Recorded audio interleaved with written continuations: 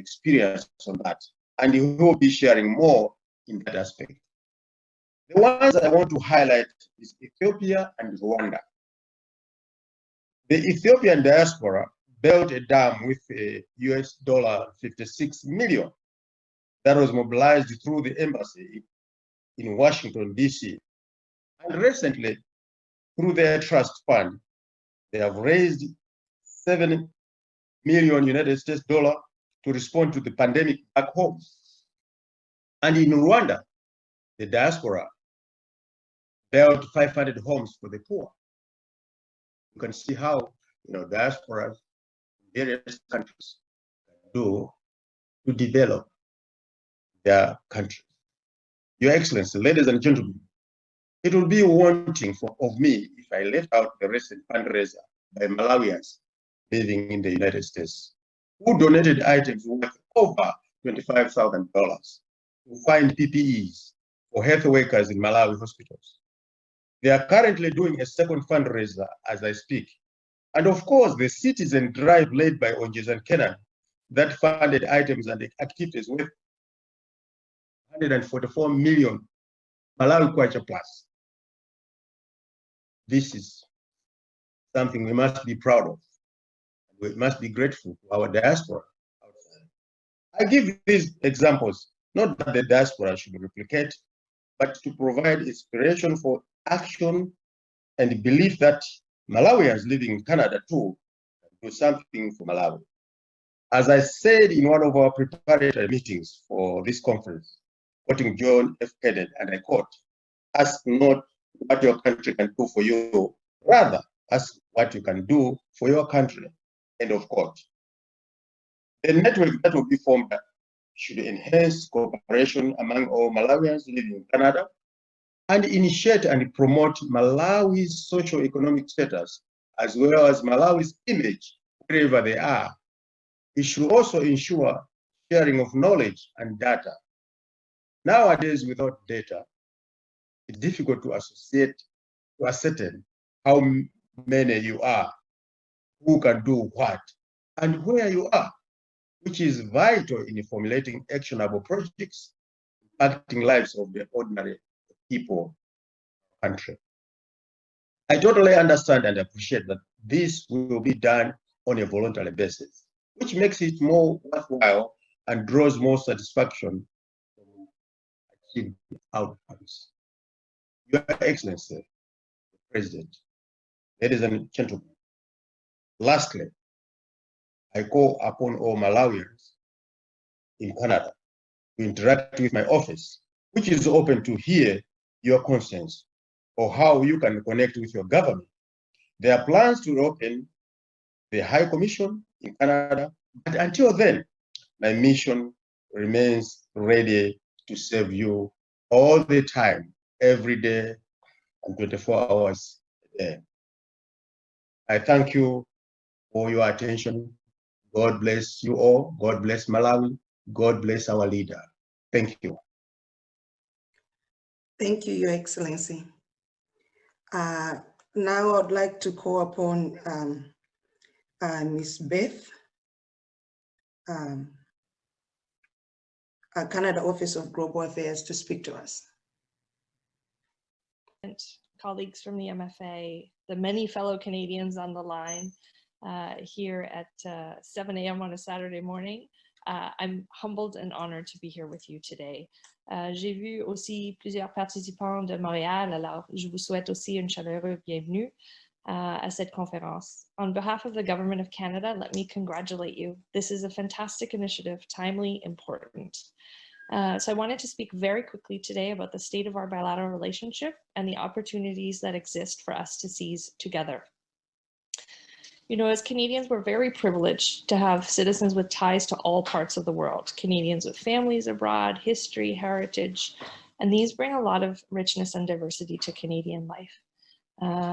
Canadians with international ties help connect our country to the world, and these networks and relationships create a really important new opportunities for all of us. I would be remiss not to address today the critical impact of the pandemic on our lives. I just want to take a moment to reflect on all the things that we have lost in the last year and a half, including senior members of the government of Malawi and the tremendous sacrifices that are being made every day by healthcare personnel and essential workers. The pandemic has been very challenging, but it's also created new opportunities, like our ability to meet like this morning.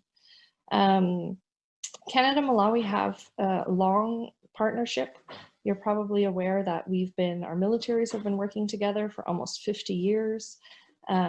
We have a great deal of partnership and programming on gender equality. So for example, our Minister of International Development and the Malawi Minister of Gender are co-leaders in a forum called the Generation Equality Forum.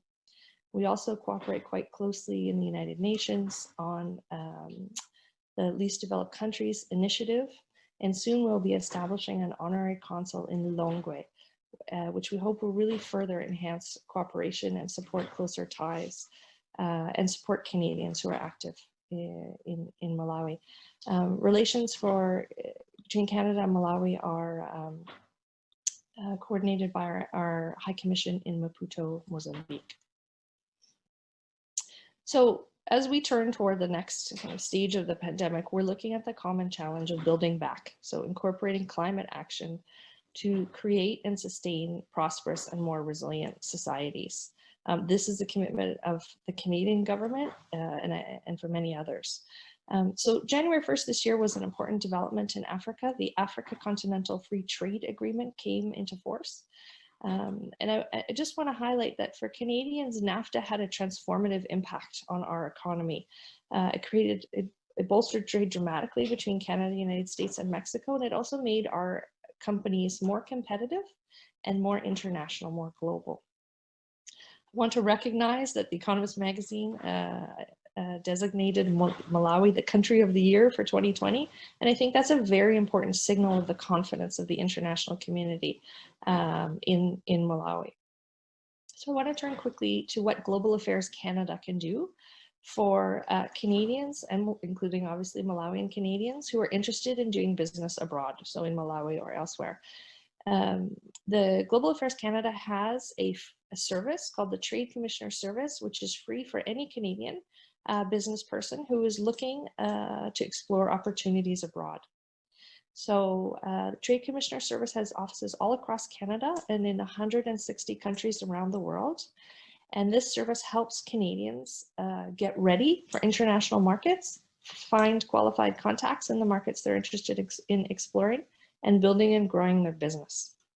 So we have a full-time trade specialist at the High Commission in Maputo, Mozambique, who's charged with helping Canadians who want to invest or do business with Malawi, and I will put my email address in the chat. And if you are at all interested in finding out more, I'd be happy to speak with you. Right now, about 25% of the Canadian companies active in Malawi are active in clean tech, and 25% are active in the ICT sector.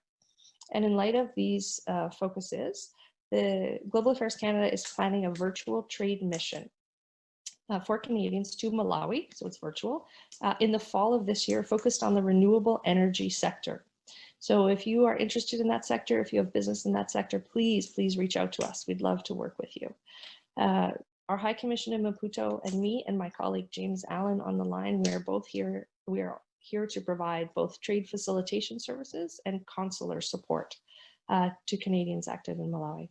So I very much look forward to listening to our discussions today, and please know that Global Affairs Canada is here to support and strengthen the ties between our two countries. Thank you. Upon Francis Mponda, Director of Americans in the Ministry of Foreign Affairs and International Cooperation. He will be speaking on behalf of the PS. Thank you. Now I will read on behalf of the PS for Foreign Affairs what he would have said to you this afternoon and this morning over that side. The PS would have said this. Honorable Mkaka, Minister of Foreign Affairs, Excellency Sawingela, Ambassador of the Republic of Malawi to the USA and High Commissioner to Canada, representatives of Global Affairs Canada, and I take note of Beth Richardson, who has just spoken, leaders of the Malawi Diaspora in Canada. I will not mention you by name, but take it to your heart that we acknowledge you and the contribution you are making. All Malawians living in Canada and attending this conference, members of the organizing committee of this conference, all government officials present on this platform, both physically at headquarters and in various locations in Malawi, distinguished delegates, ladies and gentlemen. Today is the climax of this well-crafted and successful program of interactions we termed the Malawi Diaspora Conference, Canada 2021, whose aim is to explore how to harness the role of Malawians in Canada as agents of innovation and development in Malawi. The holding of this event today is testimony that government considers the diaspora as an important part of Malawi's development agenda. In a short while, we shall receive a statement. This was the statement that was going to be made by the minister, and a keynote address by His Excellency the President, Dr. Lazarus McCarthy Chakwera. The participation of the top leadership of this country at this event is a clear demonstration of how committed the Malawi government is to engaging members of the Malawi diaspora in the government's development agenda. I therefore hope that this conference will spur Malawians in the diaspora generally and Malawians in Canada specifically to be motivated and committed to taking action on your aspirations to contribute to Malawi's development journey. Distinguished delegates, the enduring outcome of this conference should not just be the nice presentations and discussions that we shall go through, or the eloquence of participants, or indeed the fact that His Excellency the President participated in it. Rather, it should be the decisions and decisive actions that we're going to take following our deliberations. It should be about the relationships that we need to establish in order to make those decisive actions possible. And when I talk about relationships, I'm not only talking about relationships between you, Malawians in the diaspora, and the Malawians in government. I'm also talking about relationships among you members of the Malawi diaspora in Canada and among all stakeholders here in Malawi. We cannot make headway if we do not enhance our interactions in earnest with a focus on contributing towards achieving our nation's common goal as espoused in the Malawi 2063 vision. Therefore, let our deliberations be focused and guided by our shared vision for Malawi. However, as we focus on the long-term vision, let us also keep in mind the immediate goals that the government wants to achieve in order to catalyze sustained growth for the nation. His Excellency the President outlined these goals on Wednesday, 12 May, during the State of the Nation address at Parliament. I invite all of you, our diaspora, to acquaint yourselves with those goals and position yourselves where you can fit to contribute to the development of the motherland. Colleagues, this is what the PS wanted to share with you this afternoon. And as I indicated earlier in my submission, the minister is not yet out of the cabinet consultation. So I request that we proceed with the program, and at the point that the minister is out of that consultation, he will join us and make his remarks accordingly. I hand it over to you, the moderators. Thank you. Thank you very much, Mr. Mponda, for delivering those remarks on behalf of the Secretary for Foreign Affairs. And as guided by you, it is now my honor, ladies and gentlemen, to invite our keynote speaker for this conference, His Excellency, Dr. Lazarus McCarthy Chakwera, President of the Republic of Malawi.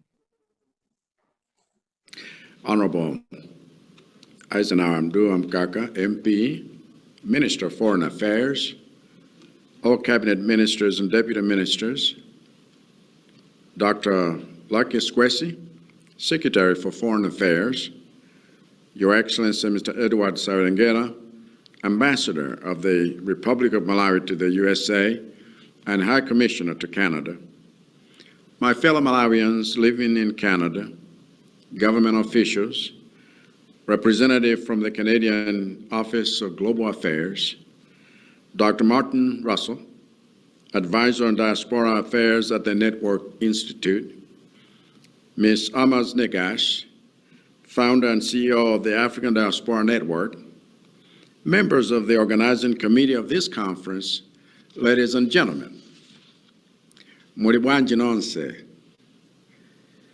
I thank you for inviting me to address you on this forum. Were it not for COVID-19, I would have liked to interact with you in person, but we have to make do with what we have. Honorable Minister, distinguished ladies and gentlemen, when I was being sworn in as President of the Republic of Malawi, I committed to govern by the Tonse philosophy of shared responsibility and shared prosperity. Even for all of you in diaspora, I recognize that you have a role to play in the development of Malawi. I recognize that ever since you moved to Canada, for various reasons, you have stayed connected to your motherland and still contribute to its development. So my interest is to bring all of these efforts together in an organized way that turns your incremental impact into exponential impact. This is not unique to us. Governments across the globe are making efforts to connect with their nationals in the diaspora.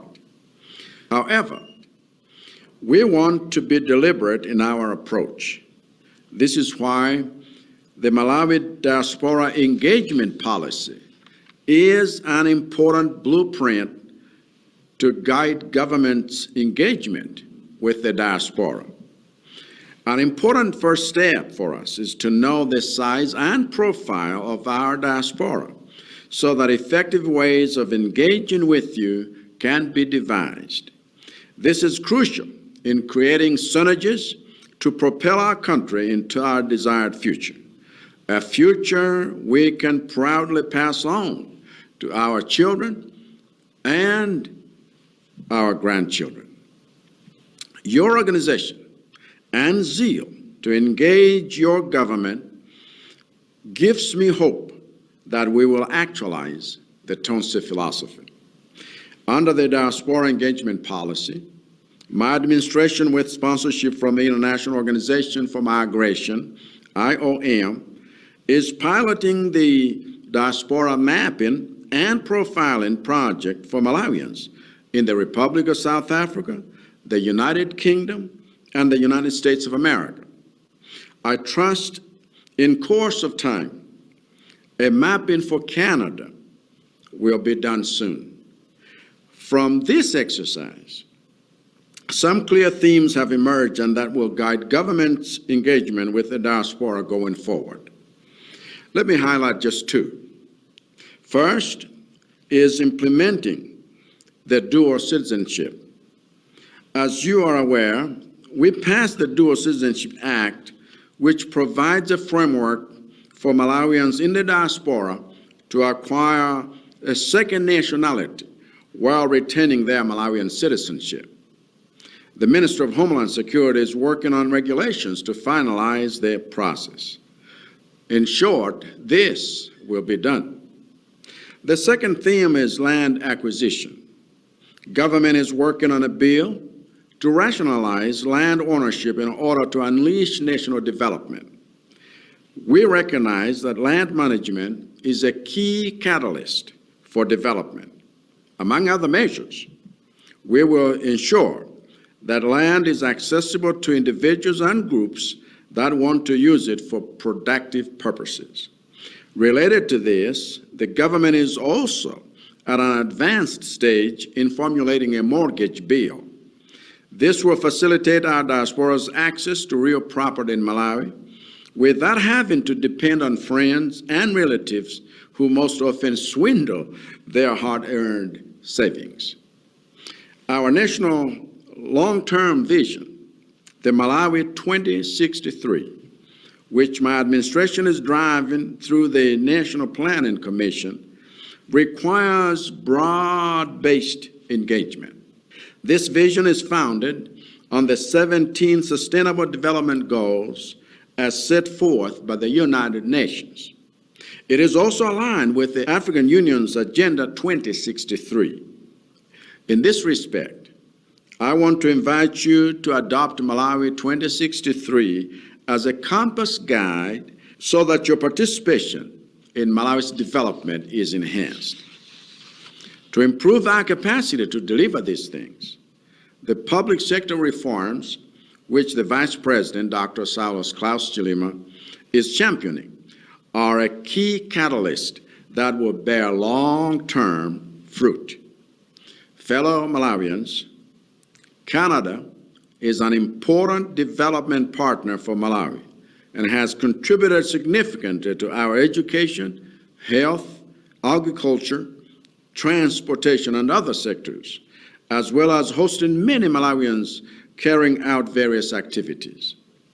In view of our high regard of the relationship with Canada, we have committed to reopen the Malawi High Commission in Canada in order to maximize our national interest and serve you better. When this is done, you will be free to work with the High Commission and present your issues or concerns, as the case may be, so that we can engage with you and effectively connect you to your home despite being physically away. I also implore every one of you to continue being good members of the community in Canada and to impart Malawian culture with dignity. Make it evident there that Malawi is the warm heart of Africa, so that your hosts long to visit Malawi. Malawi needs all of you as its representatives abroad. Use the opportunity to live abroad as a stepping stone for the development of Malawi. I understand that some of you have raised concerns on matters such as our land acquisition policy, health and education systems, and on financial inclusion. My government is a listening government, and I will ensure that your concerns are incorporated into our national agenda in the spirit of building a new Malawi, Malawi watsopano wokomera tonse. Distinguished ladies and gentlemen, as I conclude my remarks, I'd like to thank you, Honorable Mkaka, your ministry's management, including our embassy in the United States and the Malawi Diaspora Canada Organizing Committee, for your efforts and time in putting together this important event. I also thank all participants for attending this conference, which testifies to your flame of love for our country and yours. I thank Dr. Martin Russell for being here today and for providing guidance for our national diaspora policy. Ms. Nagash, thank you for your time.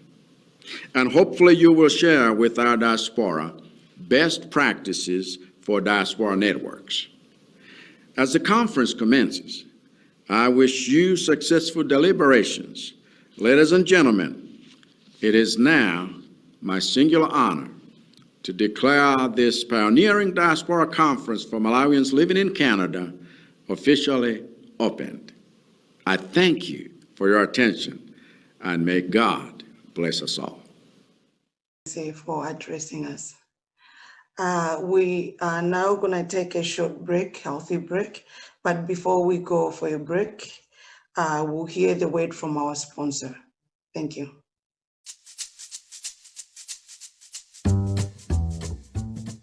Hello everyone and good day to you all. My name is Anushka Mazinganjira and I am the founder and vice chair of Yatu Foundation Canada.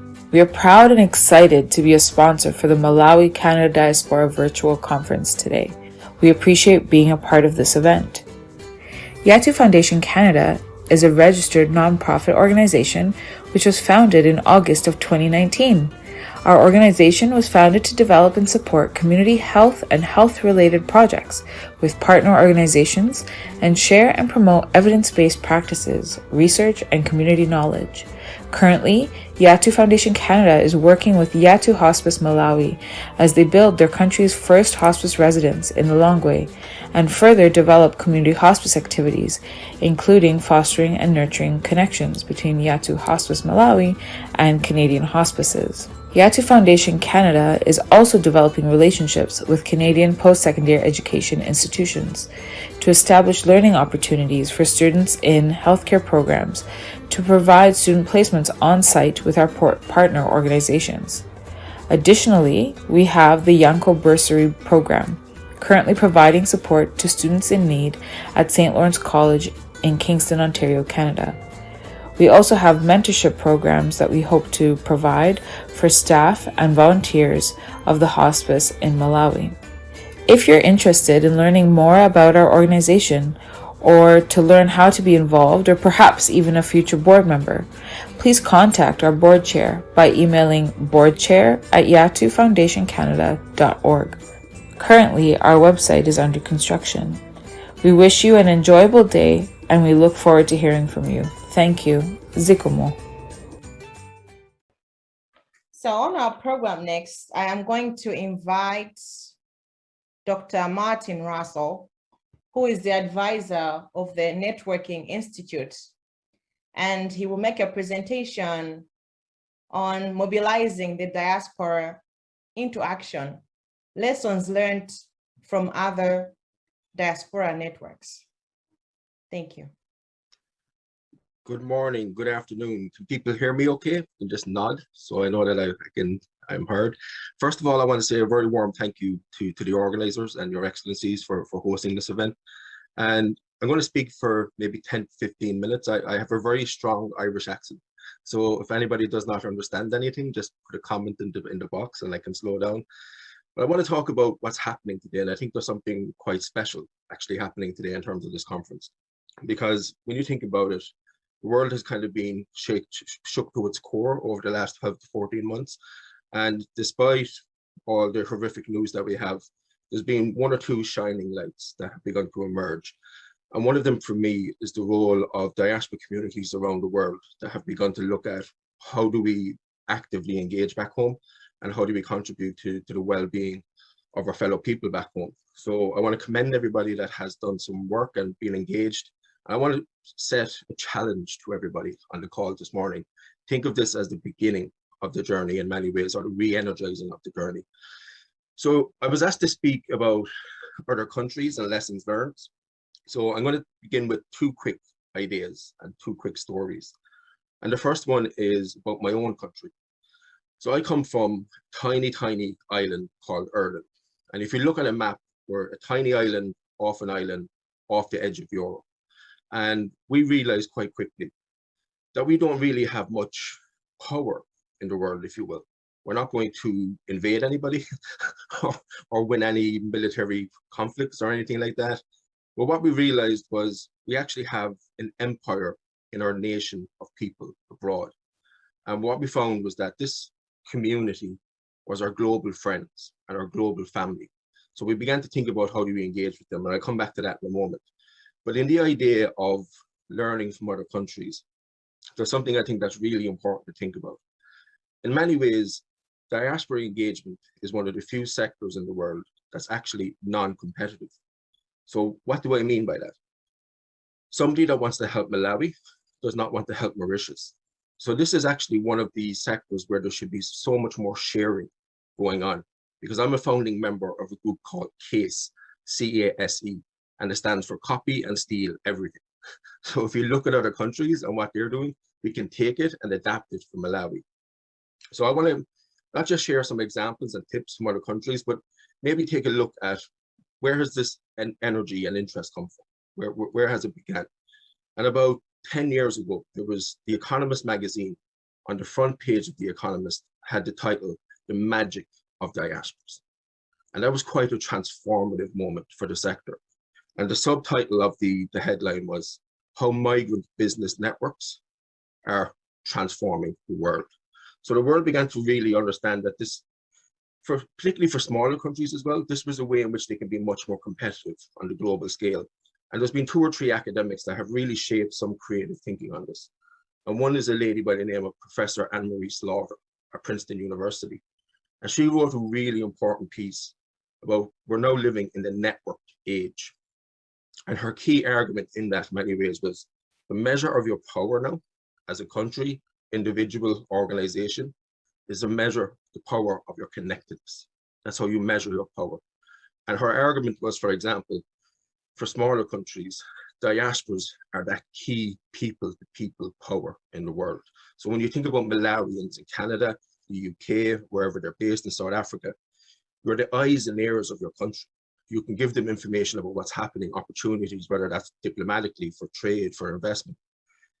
Another academic who began to really think about this was Professor Joseph Nye at Harvard University. And he made an argument that 15 to 20 years ago, the world was like a snooker table, a billiards table, where the great powers of the world were bouncing off each other militarily. And he said, we're evolving from that. So his idea was that was hard power. But he said, we're now in the age of soft power and smart power. And soft power is getting people on side through attraction rather than coercion. So I was fascinated to hear about promoting culture abroad. A very good academic friend of mine said to me many years ago, I'll give you one tip for diaspora engagement. He said, diaspora engagement number 1 is culture. Diaspora engagement number 2 is culture. And diaspora engagement number 3 is culture. And I think culture is that pathway where communities connect and understand. So where has all this led? It's led to an idea of diaspora capital. And diaspora capital essentially has 3 flows. Flows of people, flows of ideas, and flows of money. And when you think about what we're talking about today in terms of innovation and development, that concept works quite well in that framework. So tips and lessons from other countries before I hand back. You have to answer 3 very basic sounding questions on diaspora engagement, but they're really complex to figure out. And I was excited to hear about the mapping and the research project, because these 3 questions are, who are your diaspora? Where are your diaspora? And what are they doing? So you need that data, and the ambassador mentioned this. We live in the age of evidence-based policy making. So for people that are living in the diaspora and working and building community and networks and enacting the policy in many ways from Malawi, will come down to understanding the 4-step process of diaspora engagement. And the 4-step process is research, cultivation, solicitation, and stewardship. So research is answering that question of who are they, where are they, and what are they doing. Cultivation is something that His Excellency mentioned about listening. The key skill in diaspora engagement is listening to your diaspora. They will tell you what you're interested in. And I think the ambassador made a really interesting point this morning where he mentioned about the different type of maybe work groups or task forces to target about this.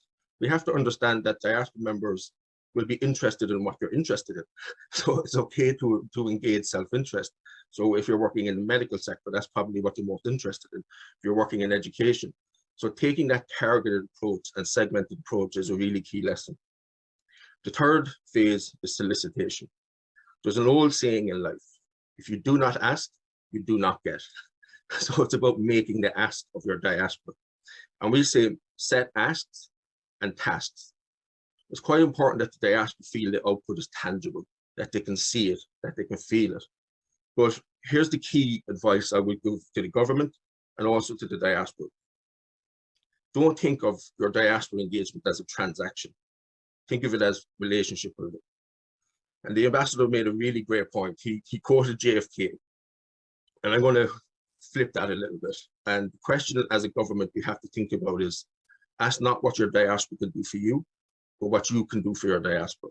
If you give to your diaspora before you're expecting of getting, you build that relationship, you build that mutuality. So I'll close on a quick couple of points about what is the role of government. And I think we've got there organically already today, in the sense of create the enabling environment and be the facilitator. Sometimes government wants to try to implement everything, and sometimes it can be difficult for the diaspora to accept that for whatever reasons. So the idea of the role of government is to be facilitator.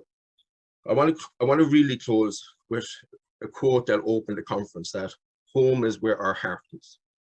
And I think understanding the power of belonging, particularly in today's age, is incredibly important. One of my favorite books on diaspora engagement had a title, Diaspora Politics at Home, Abroad. And technology and communications have allowed diasporas now, even though they're living thousands of miles apart, in some cases, to be active at home. So I want to commend everybody for doing this. I hear it's the first of many in the pipeline. And I think what's really exciting for the road forward is that because of technology and communications, the answers for diaspora engagement in Malawi are within reach. So I would encourage everybody to keep this diplomatic spirit of dialogue, conversation, listening, network building, and most importantly, listen from other countries as well. Audit them, copy and steal everything.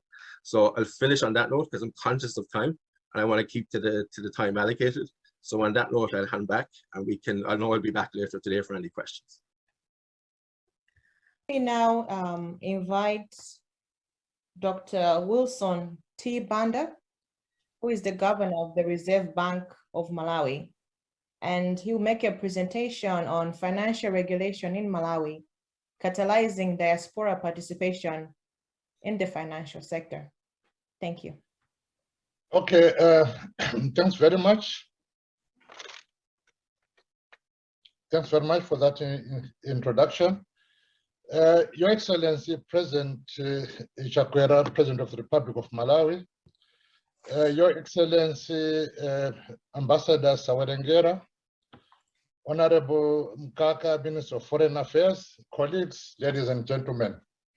My presentation will be in two parts. I'll briefly present to you economic data and statistics, and then I'll ask my colleague Kumbo Mtarika to make a presentation on bank supervision related issues.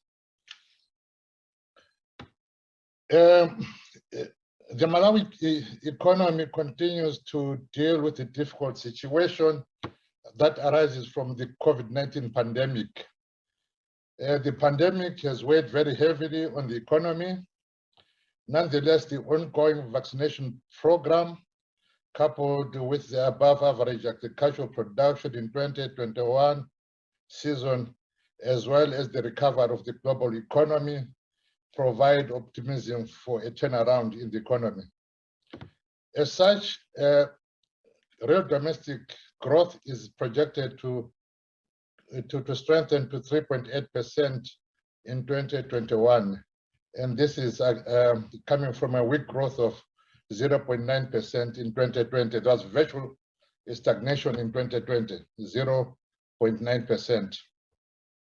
However, the downside risk to growth remains substantial owing to uncertainties surrounding the duration and the impact of the pandemic, and also the availability of vaccines in Malawi.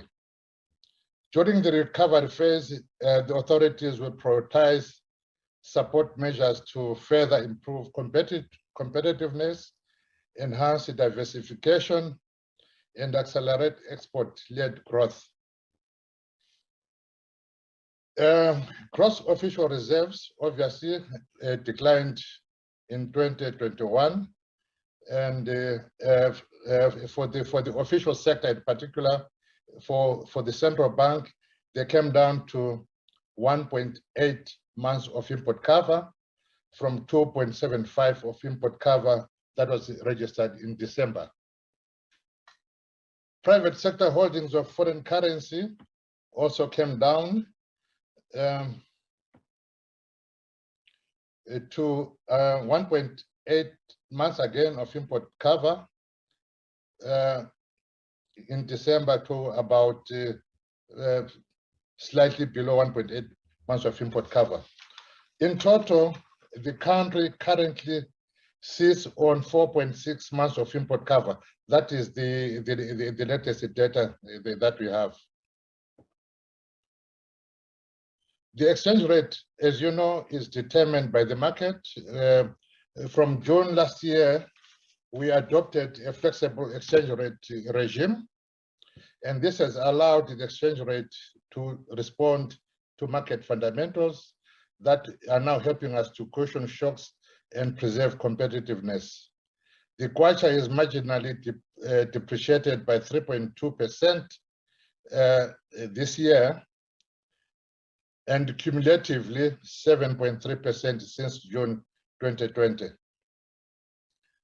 In the period ahead, we expect that the pressures on the kwacha are going to be managed on account of the realization of export proceeds from essentially from tobacco and other agricultural commodities. In particular, the trade balance is expected to improve mainly on account of exports following the opening of the agricultural marketing season, a point I've just made. Looking at inflation, headline inflation rose to 9.4% in March 2021 from 7.6% in December 2020. The increase in inflation is largely on account of fuel price increases. For those that live in Malawi, they'll recall that fuel prices in Malawi were adjusted upwards in December and also in February. So the knock-on effect on prices is now being felt. Non-food inflation is expected to pick up in the months ahead owing to rising global crude oil prices and a further weakening of the kwacha. Yes, I said earlier on that the kwacha is going to stabilize, but we should also be mindful of the fact that the underlying pressure on the kwacha remain, and so we expected the kwacha to give way somewhat in the months ahead. Nevertheless, food crop prices are expected to moderate under the beneficial effects of the crop harvests that was very good in the past season. Consequently, inflation is expected to decline this year on average to 8.4%, and this is mostly on account of food, for the food inflation component. With regard to the financial sector, I'm glad to report that the banking system continues to be stable, liquid, and very well capitalized. Despite the fact that we've had a pandemic, the pandemic has just contributed to the buildup in credit risk. And because of the pandemic, non-performing loans asset quality, and the ratio of non-performing loans has risen from 6.2% in December 2020 to 8.3% in March 2021. So the asset quality has kind of deteriorated there. You recall that we allowed the banks to some moratoria on principal repayments on loans that have had a limited take-up, but I mean, this moratorium has had a limited take-up. So some players in the market have benefited, but there are several others that have not already taken up. The moratoria is partly responsible for the build-up in non-performing loans. Let me also mention that the Monetary Policy Committee of the Reserve Bank of Malawi met in April, on the 29th of April. They looked at all the macroeconomic indicators, the performance of the economy. They looked at developments ahead, what we expected the developments ahead to look like. And the committee took a position to maintain the policy rate at 12%. You recall that in November last year, the policy rate was reduced from 13.5% to 12%. This time around, the MPC, Monetary Policy Committee, has decided to maintain that policy rate at 12%, and also maintain the liquidity reserve requirement on domestic and foreign deposits at 3.75%, and the Lombard rate at 20 basis points above the policy rate. The decision was taken basically to contain impending inflationary pressures, while at the same time providing space for supporting the recovery of the economy in the wake of the second wave of COVID-19. Briefly, that's what I thought I might just want to share with you in my introductory remarks. We have received some of your questions in advance. My colleague Kombo is going to answer some of those questions, but I'm also available to take any technical or policy related questions to do with the financial sector in Malawi. So may I ask my colleague Kombo to come on and make our presentation. Kombo. Thank you, Governor. Your Excellency Dr. Lazarus McCarthy Chakwera, President of the Republic of Malawi, the Honorable Minister of Foreign Affairs, Honorable Nkaka, Your Excellency Mr. Edward Sawerengera, Ambassador of the Republic of Malawi to the US and High Commissioner to Canada, members of the organizing committee of this conference, distinguished ladies and gentlemen. As the governor has indicated, I'm going to do a presentation on the financial regulation in Malawi, categorizing diaspora participation in the financial sector. I'm going to share the presentation so that you can follow me whilst I'm making the presentation. The organizing members would advise me if the screen is shared. Are you able to see the screen? Yes, we can. Thank you. All right, thank you so much. So I'll proceed on the presentation. The regulatory landscape for the financial sector in Malawi.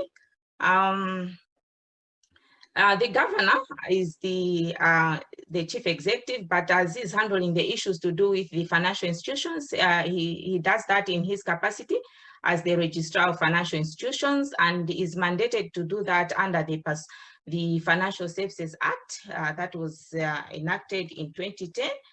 And the registrar's objective is to safeguard the stability of the financial system and to ensure that the financial system operates in an integrated manner, and above all, to protect the interests of the consumers of the financial services.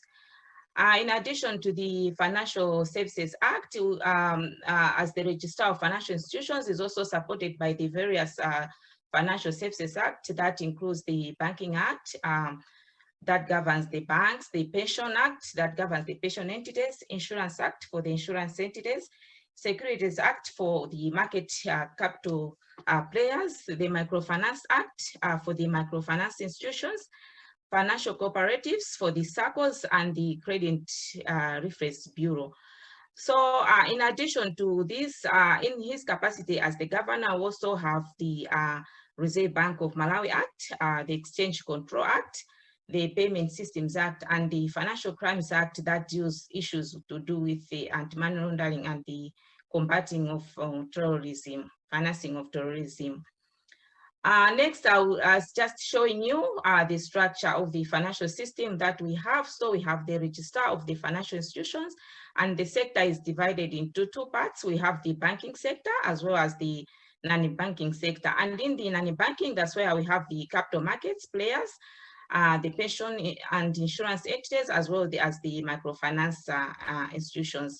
As I've indicated, the banking sector is governed by the Financial Services Act, and I'm quick to mention here that the Financial Services Act acts like an umbrella law, and under that, that's where now we have sector-specific registration. So under the Banking Act, we have the umbrella law, the Financial Services Act, and then we have got the Banking Act and the various directives that are drafted, drawn from the Banking Act, as well as the Financial Services Act. And then the next slide is just showing you the types of the various banks that fall in the category of banks and the numbers that we have. We have got development finance, as we have got two currently at the moment, MIC and the Export Development Fund and the credit reference. So these ones, we supervise them under the banking sector. Next is just to show you the various licensing requirements that as a prospective investor, you are required to know what is necessary for you to set up the various entities that we have that are governed by the Banking Act. The four different types: the banks, discount houses, banking holding companies, and the development finance institutions. They've got a perpetual license. Whilst the Credit Reference Bureau, the license is renewed after every 3 years. And the key to the requirements are the capital requirements that have been shown in the table. The presentation is going to be shared. So since we have got limited time, I will just make the key highlights to the presentation. And in addition to the capital requirements, licensed institutions, the registrar conducts a fit and proper test to do with the shareholders of the entity, the directors, the board of directors, and those that are going to be managing the institution, the senior management. And these are supported by the directives that I mentioned. There's the subsidiary law that are drawn from the Financial Services Law, as well as the Banking Act for the banking sector. What does it take to acquire a stake in a bank? So as I've mentioned, the laws we are governed by the laws, the Financial Services Law and the Banking Act. And key to any licensed institution is the availability of the capital to support the acquisition. And the minimum requirements are the ones that were shown in the snapshot. And how that acquisition is being financed. Is it being financed by debt or by cash? If it's by debt, the law also limits that. You can only bring debt up to 10%. But what it requires is to see actual capital in a financial institution. And again, we look also at the capacity of the shareholder to provide that timely capital support for ongoing. Banking requires capital because you take on the risk, and for that risk to be well managed, you need capital all the time. And those minimum requirements that were shown are supposed to be maintained at all times. And then we also look at the legal form of the acquiring entity.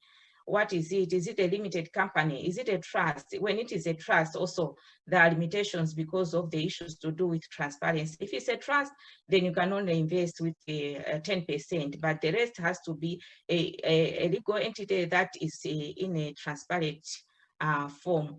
And all this information is available at the Reserve Bank website. All the laws, the legislative directives, and all the requirements, the licensing requirements. Excuse me, Kumbo, sorry to interrupt you. I would have to ask you to please wrap up in 2 minutes. And thank you that you will be sharing the presentation so we can share with the participants. Thank you, sorry. All right. And then I think key to the diaspora people is the non-resident foreign currency denominated account. The people in diaspora are free to open non-resident FTs within a bank, and the scheme is to encourage the diaspora to save money in Malawi, and the remittances are subjected to foreign exchange. And also the non-residents can cash the forex upon in travel. And through this arrangement, that diaspora also can get exchange rate on their FTA balances on their funds they sent or through the offshore accounts. The presentation had the different types of the different sectors that the diaspora will invest. So I'll just highlight maybe some of the types of investment in view of the time limitation that have been given. The diaspora can invest in treasury bills, which are short-term in nature, as well as the treasury notes, which are considered long-term in nature, but the procedures in investing in treasury bills are similar to those that are done with treasury bills. Another aspect that I would also like to mention is some of the investment products that the diaspora can also invest in the capital markets. These are equity or debt instruments. And with regard to equity, we have got currently 16 listed companies and 28 listed debt securities. And the presentation has got guidance on how you can invest through the capital markets, through the different types of investors that we have. And in coming up to the support that the Register of Financial Institutions provides, as we have said, it's to protect the investors. The registrar has got mechanisms where if somebody has invested in the financial institution and is not satisfied with the financial institutions, they can contact the financial institutions. But if the financial institution hasn't addressed the issues in a proper manner, then they are free to consult the Register of Financial Institutions for further redress. Another key aspect that I would want to highlight is with regard to the foreign capital registration procedures, which is key to the diaspora. They can bring in investment into the country either directly and register it through a business or through a portfolio participation. And this can come through funds transfer through the financial institutions that we have mentioned. And finally, just to highlight on the initiatives being implemented and those in the pipeline, the Reserve Bank, with regard to the Reserve Bank, we have got streamlining the regulations for the mobile money transfers, which normally the diaspora use when they are remitting their funds, advancing formal and informal remittances, and statistical comparison methods. And also, the Reserve Bank plans to launch a diaspora portal to link users to all relevant information on remittances portal.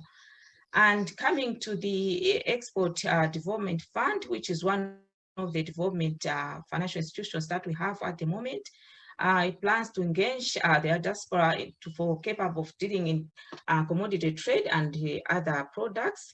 And currently, it's also identifying entities that are struggling financially so that the diaspora can also maybe acquire those institutions and invest. And currently, you might have taken note through the Reserve Bank, they have started gold structured market, gold trading through the EDF, where there's a counter for buying and selling of gold and the other precious metals. I had to rush through because of the limitation on time, but I believe you'll be able to go through the presentation, which will be shared, and also through the questions that may follow after. Thank you very much. Thank you, Kumbo. Also, thank you to Dr. Wilson for presenting to us. Now we will go back to Dr. Thomas C. Muntali, Director of National Planning Commission. He'll be presenting on diaspora's inclusion in national development. Thank you. What I want to share with the group here is really to tie in around the Malawi 2063 vision, which basically is focused on having an inclusively wealthy and self-reliant nation. As a country led by the state president on 19th January, we launched this new vision that replaced the Vision 2020. And this is now going to be defining the future in the next 43 years from now. And I think perhaps very quickly before I present what is in that vision, very briefly, I will just touch on the mandate of the Commission and then look at what next in terms of operationalizing this vision and the role of the diaspora in that context. Allow me to actually highlight from the word go this reflection, which I like so much, by the former head of state. He says, we cannot give excuses, and I've put diasporians in the quotes. We must simply develop this country. And I think it's quite exciting to see that the diaspora is keen to link back home, especially some of us that have been in the diaspora before. We know what it means to be in the diaspora and the kind of opportunities we're looking up to, and sometimes the challenges that we face in the process. So the National Planning Commission came into being in 2017. Two main mandates. First is to coordinate the development of long and medium-term development plans of this country. And then secondly, to oversee implementation of those plans, which is quite an exciting bit, instead of just planning and stopping there, but that they should be followed through with making sure that those plans are implemented. So after a very lengthy consultative process, the Malawi that we want is defined in the vision that is in the Malawi 2063, which, as I said, is looking at an inclusively wealthy and self-reliant nation. So the overall resolution really is that we want, as a nation, to be very wealthy and self-reliant, industrialized, upper middle income country, with the principal aim of funding our development needs primarily by ourselves. At the moment, I think those of you that are in the diaspora and are in close touch with the Malawian economy will appreciate that we are reeling on a very huge debt, and a lot of our development needs are funded by the development partners, especially in education and health. And that needs to be reversed if we are going to look at a sustainable way of funding our development agenda. This is a framework, and I'm sure those of you who have had access to the Malawi 2063, which you can find on our website, you should be able to get this vision framework, which basically is talking about three main pillars that will support this wealth creation. First is agricultural productivity and commercialization. Second is industrialization, which includes mining it, because we're saying we don't just mine for the sake of sending the minerals out. We need to add value so that the mining supports the manufacturing, the agriculture commercialization and productivity, and the urbanization aspects that we have to do home here. And the same last pillar is urbanization, which includes creating of tourism hubs, largely based on ecotourism. And the idea is that, you know, these are they are interlinked. It's a system that, taken together, should be able to help us to create the wealth and ultimately become self-reliant. But for us to do that, we need some enablers. First is mindset change. We need effective governance systems and institutions. We need an enhanced public sector performance, private sector dynamism, human capital, economic infrastructure, and an environment that is sustainable. So, as I said, after a very consultative process, which included actually members of the diaspora, we had a core advisory panel, which also included members from the diaspora, shared to us through the diaspora desk in the Ministry of Foreign Affairs. And what we've done also in coming up with this new vision is to learn from Vision 2020, to make sure that we do not do the same mistakes in there. And so we had some implementation guiding principles. For example, we do not want to start a project or a program when the resources are not assured. We should have some high level of political, resource commitments or assurance that before we start doing some kilometers of the road, there is some assured resource envelope somewhere. And we have had a very strong review mechanism to make sure that we are able to review the progress. You'll be shocked to learn that since Vision 2020 was formulated, it was never reviewed until when we had to do it in 2019 because we felt we needed to come up with another vision. And I think that should not be the practice moving forward. The same at the moment, we are busy working with the Minister of Justice in amending the Political Parties Act so that all manifestos moving forward have to align to the vision. Unfortunately, when we had interfaces with all the political parties that are represented in Parliament, they've shown strong support to that. And so it's in the process of redrafting to make sure that the current sitting of Parliament should be able to agree to those changes. And I think the important issue of coordinated implementation, capacity implementation is going to be key. And that's the issue of skills. You know, that's where the diaspora comes in more strongly as well.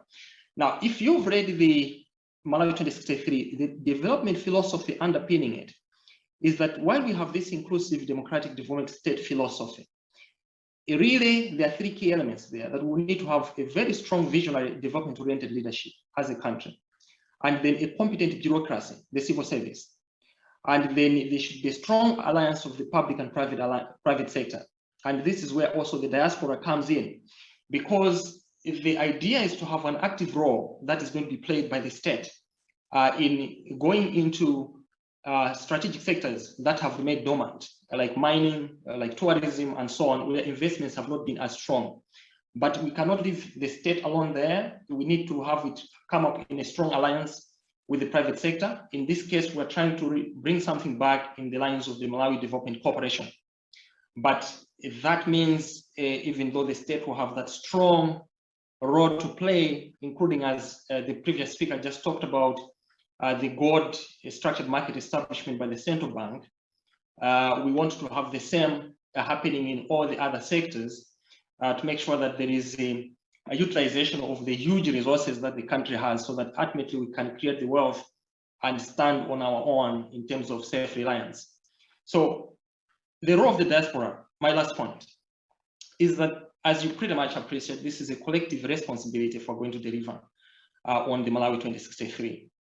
First point being the expertise. We have a huge expertise base in the diaspora. As I said, some of us until 2 years ago were in the diaspora, and they had to sacrifice to come back home to support the country. You know, those to support the critical mass of those that who really want to provide the expertise to move the country forward.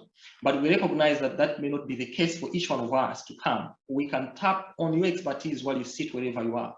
For example, now we are developing the 10-year plan. We're almost there. We are developing the socio-economic recovery plan so that we can build back better. We need skill sets that can help us to fast track those processes. We're quite excited that when we reached out to individuals like the Onjizani Kenan and team, we are very quick to say, look, on the socio-economic recovery plan, we can help you to do something in UK. And the same, we do believe that you should be able to be more forthcoming to help us. And by the way, it is not about first having us to reach out to you, but even when you see there's a gap and you feel as diaspora that you can contribute, please reach back, especially if it's about plans. The National Planning Commission is very open, and then we can point you to where the capacity gaps are for you to be able to support.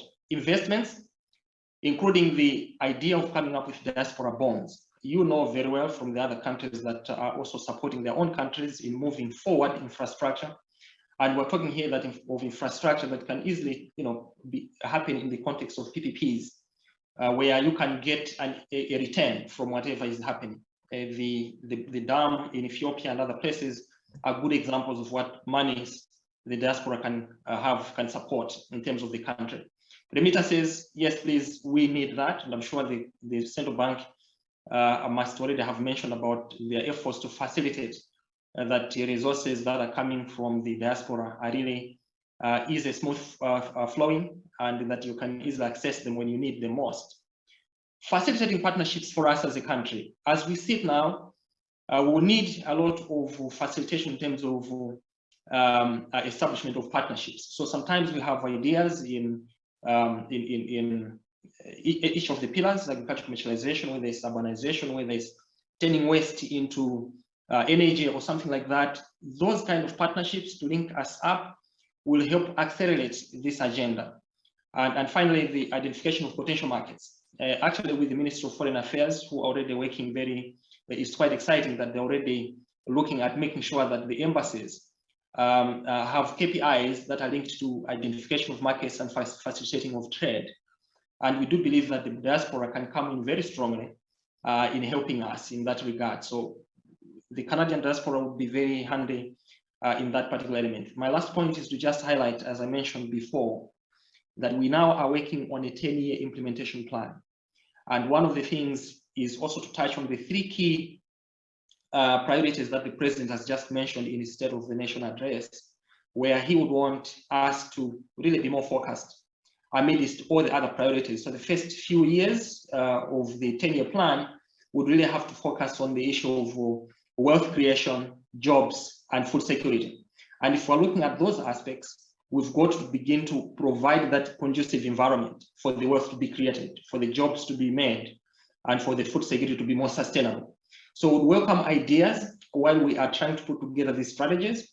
You are not just in the diaspora because of working or doing business there, but I think you are in the process harnessing a lot of expertise and experience where you can be able to help us as a country to say, look, here is what you might wish to focus a lot more if you're going to create wealth, jobs, and be more food secure on a sustainable basis. Last reflection, colleagues, is that more precious than our children are the children of our children. So if you can't do it for you, do it for your children. This Malawi is ours, and there will never be another Malawi. And so just a plea that we're looking up to you to work together in making this vision, Malawi 2063, a reality. If you need more information about the commission, that's the website. And that's where you can also download the Malawi 2063, www.npc.mw, but you can also write to me directly in case you want some bilateral engagements to point you in the right direction in terms of your contribution to the country. Thanks once again, Madam Moderator. Let me pass back to you. Thank you so much, Dr. Muntari, for your presentation. Now we are going to go into questions. I do have several questions for Reserve Bank of Malawi, Minister of Finance, and Minister of Economic Planning and Development and Public Sector Reform. What I will do is that I will ask the questions. Reserve Bank, you do have 2 questions, and I will give you 3 minutes to respond to those questions. The first question to Reserve Bank of Malawi is, in addition to Pension Act, are there plans to establish government-approved retirement saving programs with tax incentives embedded for savers? And the second question is, the current Pension Act does not allow for a person to withdraw their pension with a certain time, making it hard to use it for beneficial investment. But people have to wait until old age to get a piecemeal of their pension. Are there plans to change these regulations? Thank you. Again, good morning out there in America, Canada, and good afternoon in Malawi. My colleague Kobo Mtarika is going to take up these 2 technical questions. So she'll be joining us anytime now. I just wanted to mention that as she was concluding, I wanted to bring 2 points to your attention. One is that government is seriously thinking of raising a diaspora bond. In that assignment, in that task, we would definitely be getting in touch with yourselves in Canada and the United States. A diaspora bond is something that we seriously want to raise. There'll be other issues that we'll be asking you to come in and assist us on by way of advice, essentially. Kumbo is going to take the two questions that you have raised. So Kumbo, please. Thank you, Governor and Your Excellency. The first question is to do with if there are plans to establish government-approved retirement savings programs with the tax incentives embedded for the savers. Members should be aware that the current Taxation Amendment Act of 2012 already provides for tax incentives for retirement savings as long as they are in an approved pension fund. So the concession, the tax concession that we have in there is of 15% on investment income from the pension funds against an applicable rate of 30%. Again, pension benefits are tax exempt from income tax, as opposed to the applicable rate that I've mentioned of 30%, and in certain instances for higher earners of 35%. And indeed, it is correct that there are plans to establish government-approved retirement savings programs with the tax incentives. As you may have heard, underway, there is the review of the Pension Act, and one of the proposals in that bill is the introduction of voluntary pension schemes, which would require an individual to save through a provident fund, or you can those provident fund would have some tax benefits as the way it is done through the mandatory pensions funds that we have at the moment. And the introduction of these voluntary pensions would therefore have also similar tax incentives, just as we have in the mandatory pension funds. With regard to the second issue, whether the current Pensions Act would allow a person to withdraw their pension within a certain time, making it hard to use it for beneficial investment, but people have to wait until they are in their old age. Here, I would just like to highlight that we are aware that pension is saved for the latter day when you are in old age. Therefore, just like we have our Pension Act, and in cognizance of the international standards, would love to save the pension savings for that later rainy day. As such, of course, we have other avenues in our financial systems, the stock exchange, the banks, the microfinance, and several others where individuals can use to raise venture capital. And this is not just unique to Malawi, but also in other countries within the region and abroad. As you are aware, the current Pension Act also allows one to access own contributions plus investment income once out of employment. So the employer's portion is the one that is restricted for retirement income.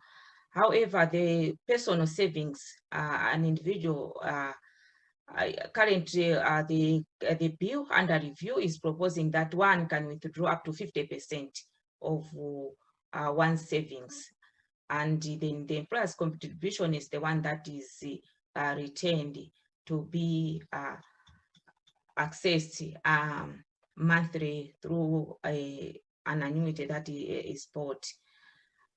In terms of investment, it is more beneficial to save in a pension fund due to the tax incentives that I earlier mentioned on.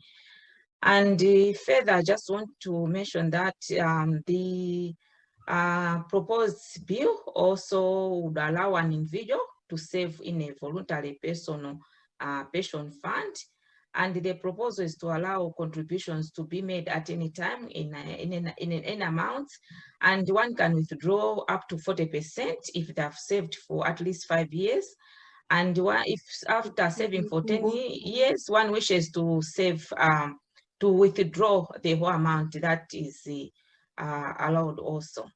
Finally, I just wanted to mention that I think currently we are having pressure on the pension fund due to lack of some social insurance programs for the unemployment and maybe sometimes health insurance benefits. But currently government is looking into that, and the study is underway to look into the social insurance so that we shouldn't have so much pressure on the pension funds. Thank you. Now I do have a question for Minister of Finance.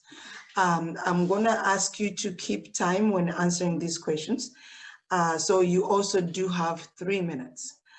So the question is, does Malawi government have infrastructure plans in place to update the 2 international airports? Thank you. Now I do have a question for Minister of Finance. The question is, does Malawi government have infrastructure plans in place to update the 2 international airports? Thank you. My name is Chakwera from Ministry of Finance. I would say yes, there are plans to update the two airports. I think if any one of you have come through Kia, you've seen JICA has been doing some improvements, and the Ministry of Transport has a transport master plan, and aviation is one of the areas that are highlighted in the master plan. And like I was saying in the note that I posted, with the public-private partnership commission, we're looking at how government and private sector can work together in updating the airports, not just the 2 airports that we have, but also some of the other regional airports like in Zuzu, the one in Salima and the one in Mangoji. So there are plans. That's my answer. Of course, when you talk about like how much investment we're looking at, I wouldn't be able to answer from the top of my head. I would have to consult relevant documentation and different relevant departments. But yes, plans are there to update the 2 infrastructures. Thank you. So I'll go to Minister of Economic Planning and Development and Public Sector Reform. The question is, to what extent during the public sector reform is the government benchmarking itself against other economies? And which country are we using as a model? What specific best practices are we adopting in curbing loophole leading to high level of corruption and money siphoning in government? Thank you. I'm the Secretary for Economic Planning and Development. I wanted to respond first by looking at the second question that was asked. And if you remember, or at least the group may remember, that 2 months ago, the president tasked the vice president to look into the issues of remuneration, contracts, procurement, and allowances. So as it is now, there is a task force that's looking into these issues, and they were given 90 days. So as we have now done about 60 days. So in the next 30 days or so, we would expect that there is going to be a report on how government intends to move on all these issues of allowances, procurement, contracts, and remuneration. So I would say this question will be fully answered in the next 30 days as to what government is going to do and what strategies it's going to put in place in order to address the issues of corruption, money siphoning in government through the different channels that were identified when the president gave this mandate to the vice president.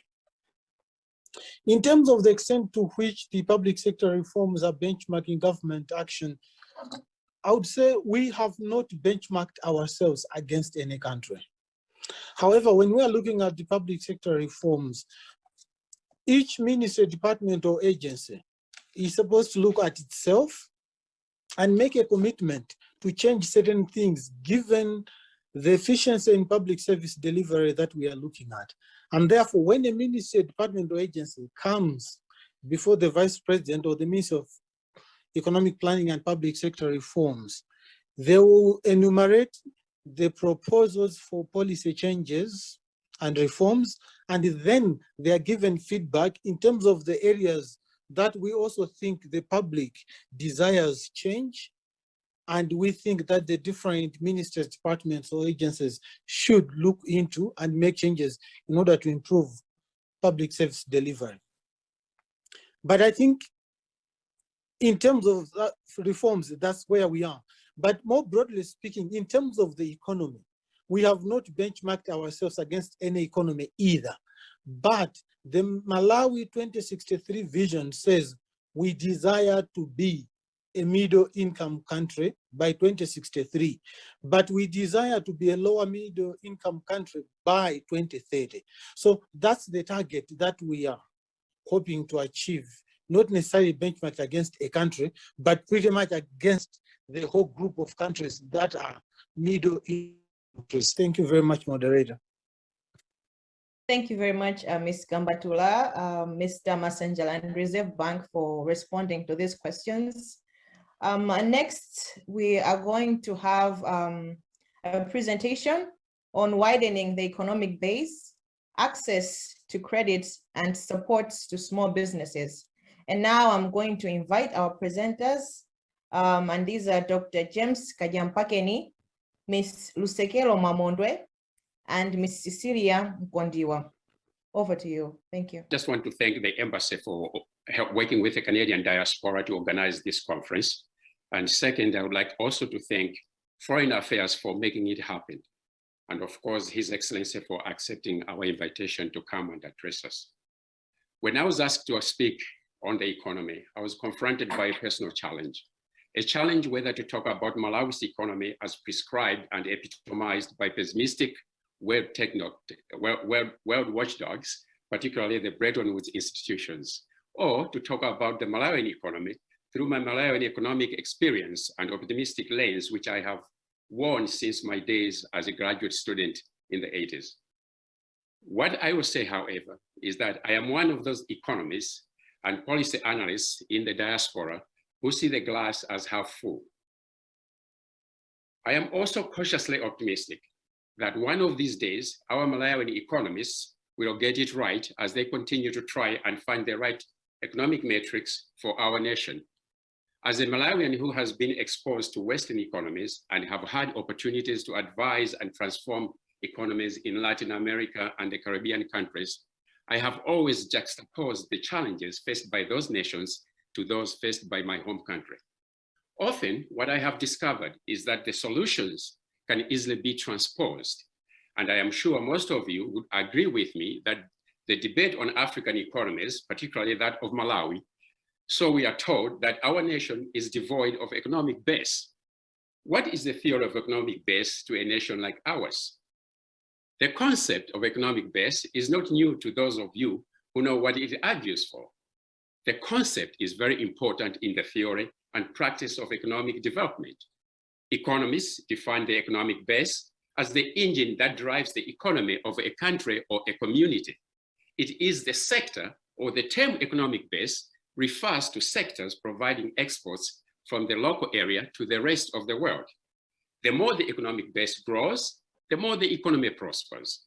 So in this regard, when we talk about lack of economic base in a country like ours, we are talking about lack of industries that would manufacture for export, with the hope that in the process, the industries will create jobs and generate enough forex through exports that would allow us to grow the economy. When I think of the industrial economic base, I think of industries that existed in the 70s and the 80s during Kamuzu. In those days, we had a flourishing industrial sector that, had it been left alone and supported like the Western countries support their industries, our nation would have been at a different level today. So I do not want to bore you with economic theories that are designed for Western economies, but rather I would like us to deliberate by engaging in a virtuous radical candor. Let us skin the elephant in the room and try to come up with a solution that will grow our nation economic base. I would like us to dig deep and come up with ideas and ways in which we can bring those industries back without relying on foreign investors. So the question before us this afternoon is, What can Malawi do as a nation to grow the economic base? First, I would like to look into some of the ingredients that made our nation an epitome of development in sub-Saharan Africa by the Bretton Woods institutions in the 70s and the 80s. I call them the best ingredients and practices of their time because I believe that they can easily be modified and reintroduced in the government's effort to resuscitate economic growth. In the 70s and the 80s, Malawi was a nation that was on its way to industrialization by African standards, that is. Through press holdings, there were heavy investments in agro-processing. We had David and Whitehead in textiles, Ronro in sugar and spirits, Brown and Clapton in maize meal assembly, grain milling, and many other smaller industries such as press bakeries and Malawi distilleries. What we had then was a vibrant, industrious, and anticipative economy, which our friends at the World Bank and IMF repeatedly cited as a model of development in sub-Saharan Africa.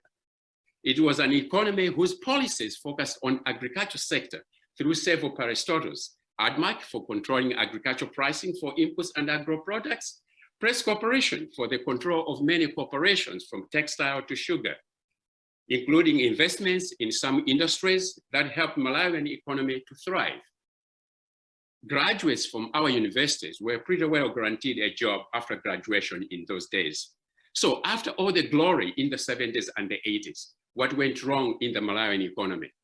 These are some of the questions we may want to address this afternoon. I believe the solution to our problems lie in what we know and not what others try to tell us we should do. Therefore, I urge my fellow economists at the Reserve Bank of Malawi to bring about the prescriptions of the World Bank with enigmatic discourse. The time has come for us to start questioning their accepted redress being impressed on us.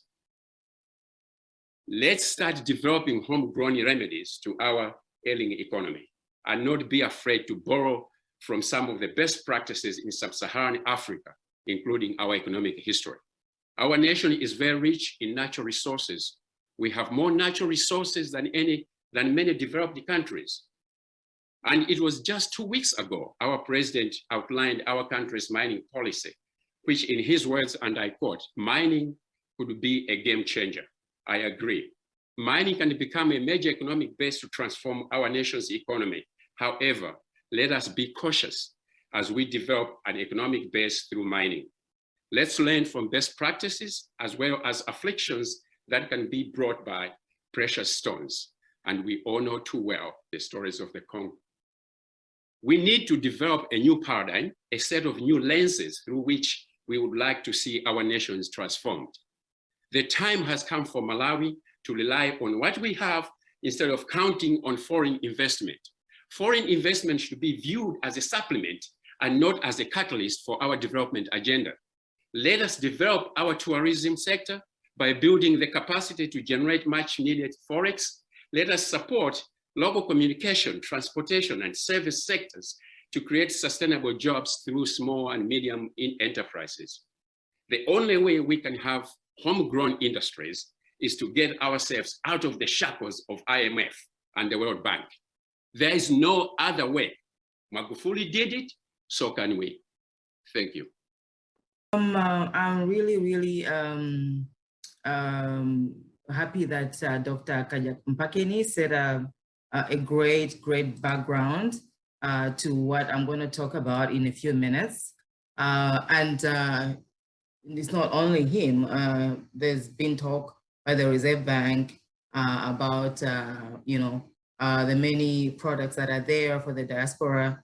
And also Dr. Muntali talked about the national planning 3 pillars of agriculture, urbanization, and there's a 3rd one that I've just forgotten, but all I'm trying to drive at is these are matters that are important, the various facets that drive an economy. And one of the other ones also is access to credit. Okay, so I'm just gonna talk quickly about access to credit. It's the ability to borrow from a credit source. If we look at Malawi, and a lot of us, how many of us are able to borrow from a credit source? okay? And participation is when someone is actually borrowing, so there's a difference. Right now in Malawi, others can borrow from a credit source, but they're not able to do it due to some other reasons. But the participation rate in terms of credit access is very low. And then of course, then there's the other group that literally lack access to credit. And in Malawi, that's even the greatest percentage. Okay, now in talking about that, I'm reminded of the financial inclusion strategy that Malawi is undertaking. And currently there is, I took this screenshot from a report called Making Access Possible, which was produced in 2020, produced jointly by the Reserve Bank, Ministry of Finance, and other stakeholders. Basically, as you can see, Malawi is already on the path to increasing financial inclusion, one of which is access to finance. And we have grown from 34% in 2014 to 55%. Actually, 55% was a 2022 target, but according to this report, Malawi has already reached that target. That's good news. So what is happening, what I'm gonna raise is it a farce that when there is greater financial inclusion in an economy, it does lead to greater development? Or do people just talk about it, or is there proof to that effect? We can quickly look at several economies. Several economies where there's a high access to credit, there is a lot of development because a lot of people are participating in the economy. People have the ability and the confidence to go and participate in the economy, to spend. Consumers are spending because they know that I can access credit. I mean, of course, credit is not the only way that consumers use, but I'm saying that there is a greater need for that to be looked at. So yes, an inclusive financial sector will have a direct impact on poverty alleviation, and it will also be broadening the access to finance and opportunities, will enhance economic growth from the rural communities as well as women. So this is very key. And I don't have most of the statistics here, but I can send them later. But you can tell that when you have a widened economic base, as Dr. Kajampakin said, which is able to access credit, there is economic growth. Now, we're just gonna talk about why is credit access in Malawi at such a small percentage? Okay, obviously the most on the top of the list is high interest rates. We all have seen how, I can see already in the chat that there's already talk about it. How does someone have the confidence to go and borrow when there are such high interest rates? How do you go and when you compute your interest charges, sometimes they're at maybe 50% of the amount that you borrowed. And these are some of the deterrents that are happening in Malawi. And there is need for this to be looked at. Either the whole pricing structure has to be looked at. The other thing is a huge credit default. And this could also be a result of the high interest rates.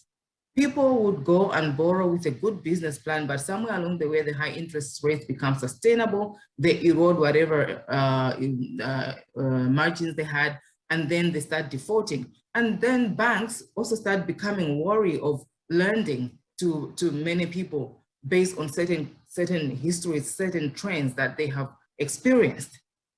Third one, collateral. I can't overemphasize this. In Malawi, if you don't have collateral, you can rarely borrow.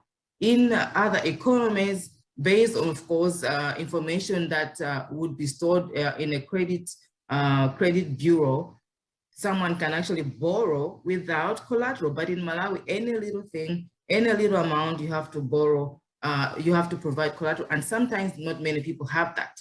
Product diversification. Sometimes our financial institutions need to diversify products. Currently, the bouquet of products in the markets can be limiting. You'll find that someone who has a specific need, if they go to a bank and they try to ask for a vanilla product, they will not get it because banks have just straitjacketed products, and then somebody else is just, cut off, they're not eligible. Lack of credit score information. This is key. I'm happy, and I do recall that when I was in Malawi, there was the Credit Reference Bureau that was set up, and I don't know how it's been accepted or embraced by the banks in the country, but it is very vital information, which is, like the example I gave, someone can go borrow without collateral because they have a great credit history. There's information, and someone gets to give the confidence to banks that, this is a credit-worthy customer. There's minimum criteria, which is too rigid. And then one important thing is that because Malawi has such a large mass of the population, which in terms of education, this is not just me, this is statistics. And in the paper that I referred to earlier in the financial inclusion paper, it gives statistics about education levels or business knowledge, economic knowledge. A lot of people are in the rural areas, they don't understand most of the economic concepts. And because of that, they are just sifted off the radar. They are excluded. They are not even considered an important sector that can play a role and enhance the economy of the country. If we as Malawians, as banks, if we can have and find a way of bringing in this large mass of people that can access credit, the economy can start being churned, more players will be playing. I'm going to conclude on this note. So how have other economies dealt with the above challenges? I think without belaboring the point, there are specific vanilla products, as I said. So for example, Malawi has a large crop of subsistence farmers. Let there be an agriculture bank. Let there be a certain bank that's going to be bold enough and say, you know what, we're going to focus on the agriculture sector and we're going to provide loans to the agriculture sector at affordable rates. Make vanilla products. Government and regulators' intervention, very key. There's a lot that other economies have done where government sometimes makes it it looks like it's mandatory, but it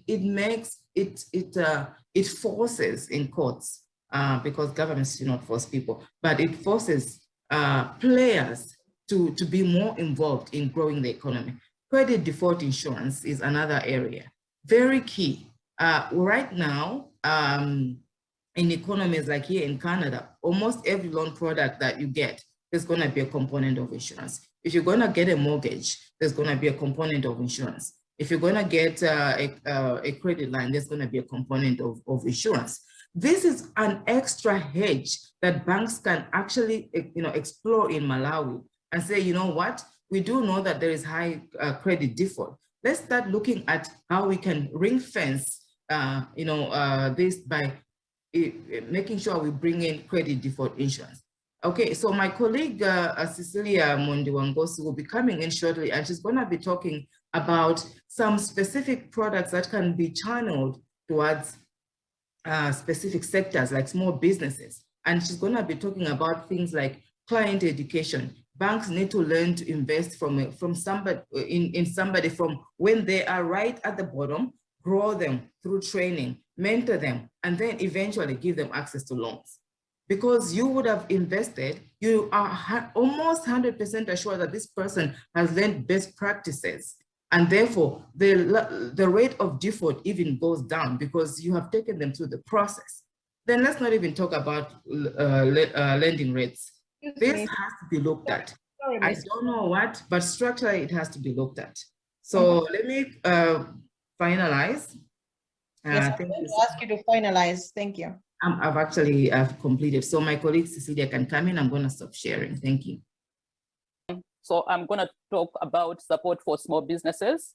My name is Cecilia Nkondiwangosi, and I've worked with small businesses for the past 20 plus years, taking businesses from idea phase to a time where they're making millions and multi-million dollars in revenues. So I've had that experience, and today I'll go through 3 areas. One is there's a bit of research that has been done throughout the world on small businesses, and this is called the Global Entrepreneurship Report. It's made out of United Kingdom, and it does research with 43 economies in the world, and fortunately 5 of those are in Africa. So there's Africa information there that we can reference, and it does provide best practices. It provides what has worked and what hasn't worked for businesses.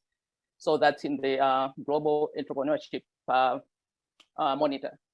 And then I will talk about small business success, like what does that even mean? And then we'll go from there to providing some practical tools and ways to support businesses, how some businesses have succeeded, how economies have supported their businesses. It comes right from policy by the government to service providers supporting these businesses. So I will start with trying to define success. And I'll define success, and how success can be defined depends on 2 things. One is motivation for starting the business. How and why did the company start this business? There's 2 reasons that people start businesses. One is opportunity. So they have identified a gap in the market, or they have a skill that they think they can share, or some expertise. So they want to fill that gap in the market. So this is a company. I'll give you an example about a company that I'm affiliated with in Malawi. It's called Rise Technologies. It started out of filling that gap. Our passion was to create employment, sustainable employment that would actually contribute towards ending generational poverty in Malawi. We hire youths in Malawi, and because our mandate is specific to employment, at the end of every quarter, what we are looking at is how many people have we hired that quarter. We are at 100 people now employed by that organization, and it's all an impact organization. That doesn't mean you don't make profit when you're an impact organization, but still your mandate and your goal is everything is driven by that thing, which is employment for us. And then there's another type of business that reason that people start businesses, and this is a lifestyle. So take, for example, my lady at Zarewa Teno selling tomatoes. Her only reason for doing that is to make sure that she can feed her family and she can send her child to school. Once she has achieved that, she has succeeded. In her definition of success, success is paying tuition for her kid. She succeeded and she's done. In our definition of success at Rise Technology is the number of employment. So there's different drivers of success. And we all say success is based on how the owner defines it. Like what is success to me is not gonna be success to the next person. So it is important to understand that, but that doesn't mean as service providers, we cannot support my aunt at Zarewa 10 who is selling tomatoes to make her think bigger, to help her change her mindset, to handhold her and support her. And that's, I think, an area that's lacking. Like if we can support people like that and make them full contributors to the economy, I think it would make a big difference to our economy. They're saying that the pandemic has really, vaccination is the cure to the pandemic. Small business is the cure to the effects of the pandemic on the economy. So the stronger we are in supporting our small businesses, the faster our economy is gonna improve.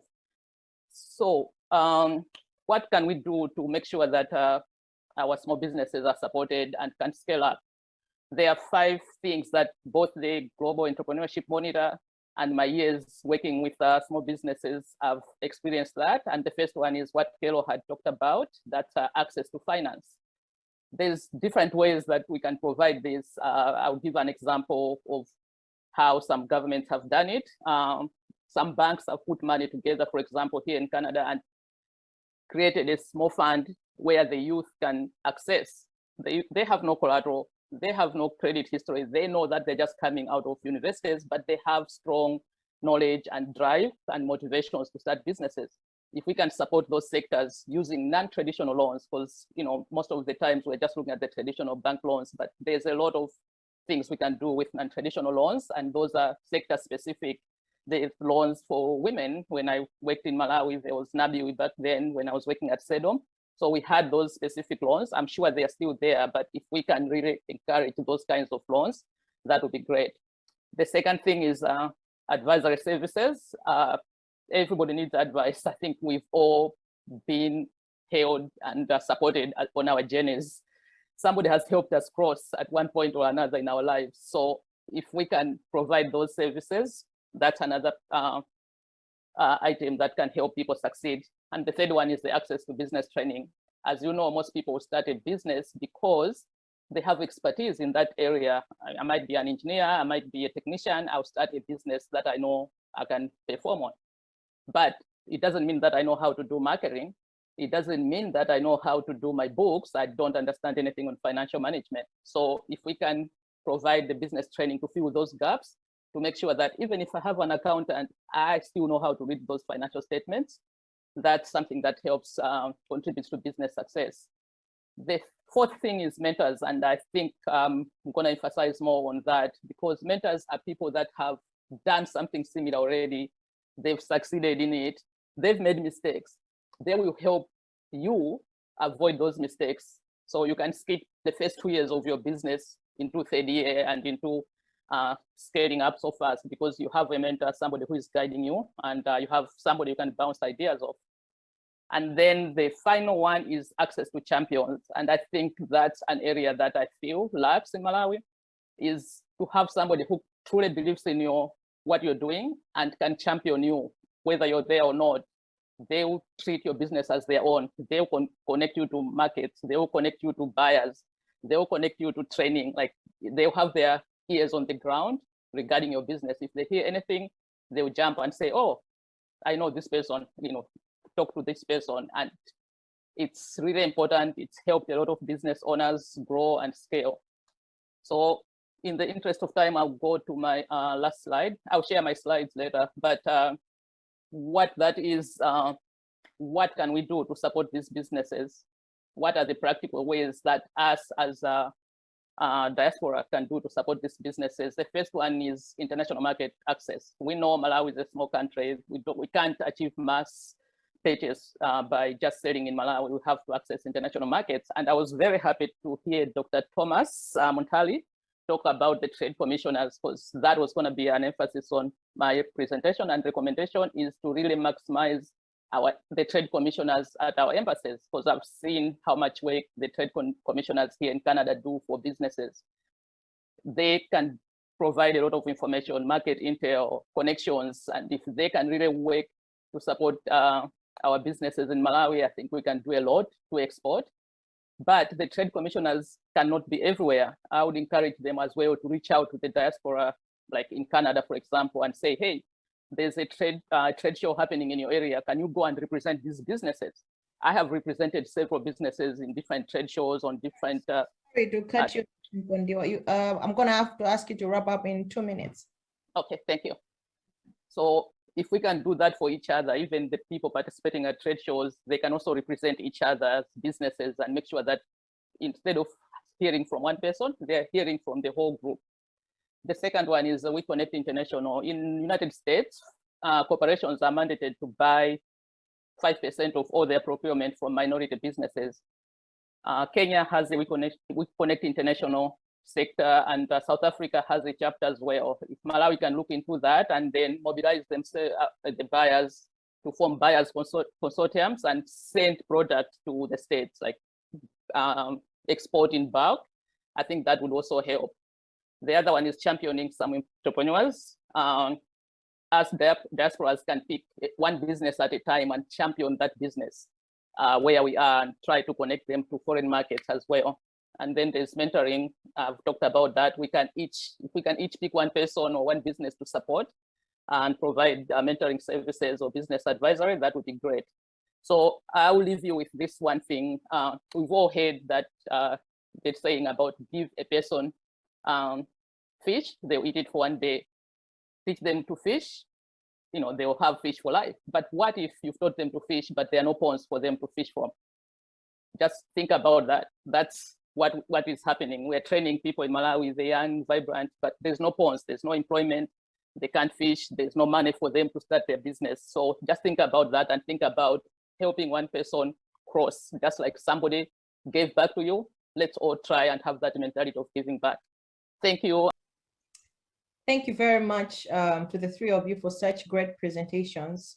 We're now going to move into the second session of responding to questions. And my first question is to the Ministry of Trade. History has shown that links and collaboration with partners who have mastered doing something better can be leveraged for economic and trade growth.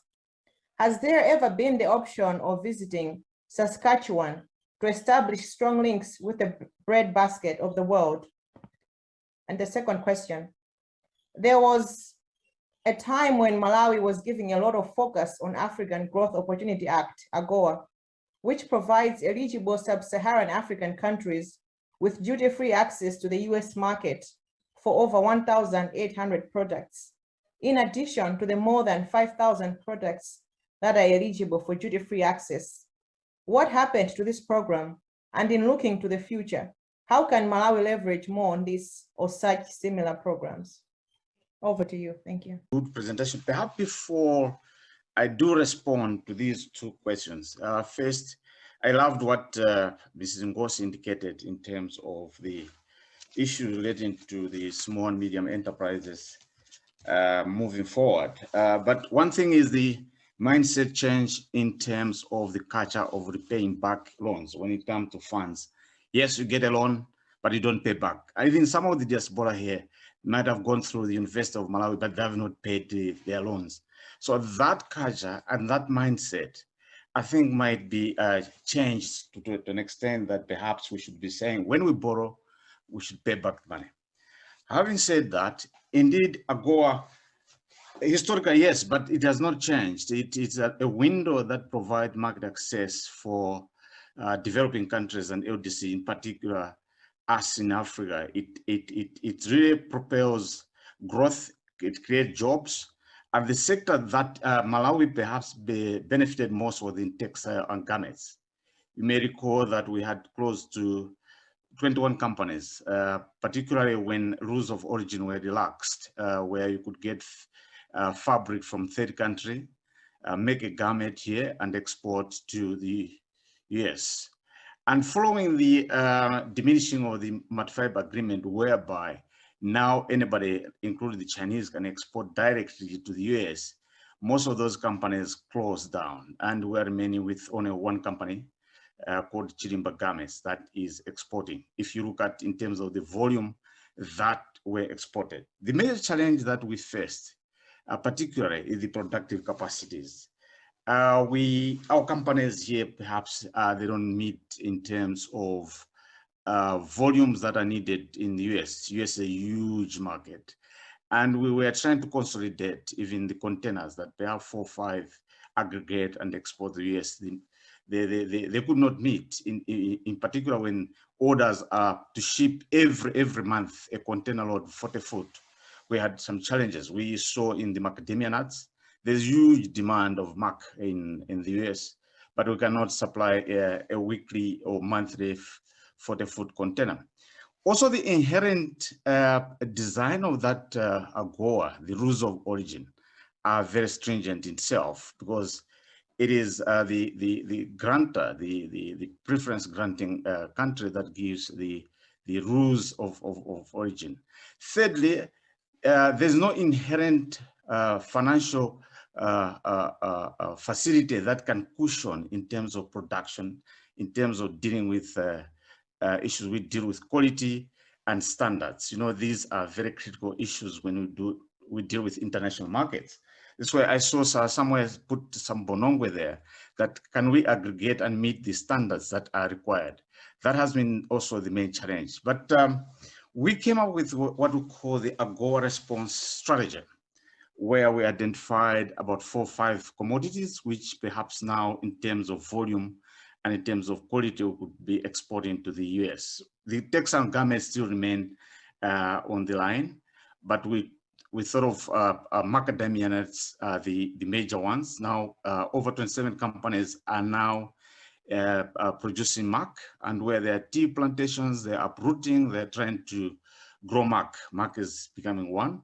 There are also areas which we would like to, there's mangoes, dried mangoes. They are also quite a good candidate that will be exporting to the US. At the moment, China is taking, no, India is becoming our major export destination, but we're thinking the US is now becoming also a bigger market for us. If you go to Costco, you may find that they are wanting mangoes from Malawi. So this is an area where perhaps diaspora, how can we harness diaspora resources to invest in this country? So bring the resources, let's go into macadamia production, let's go into mango production and start exporting to the US. For the second question, unfortunately, it's the first time to hear about this. Perhaps our mission in the US could give us an insight about Sakastua or something like that. Thank you.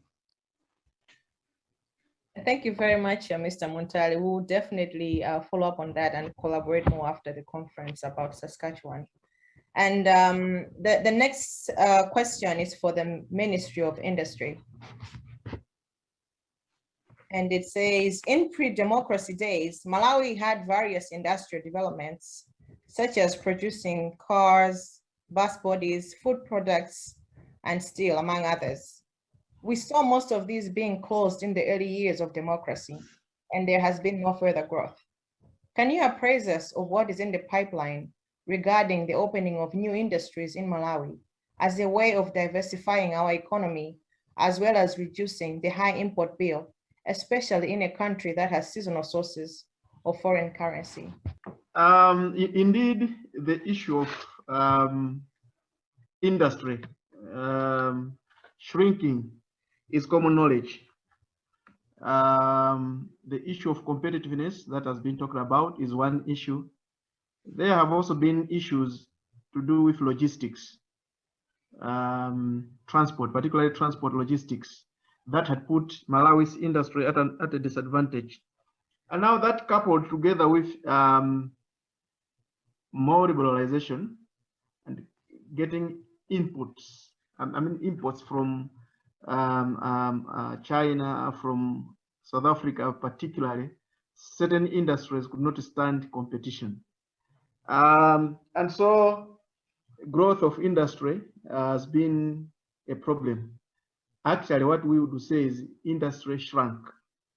Now we are looking at how we can revive industry in Malawi. In the Malawi 2063, industrialization is one of the pillars in there. And we are looking at how can we move forward.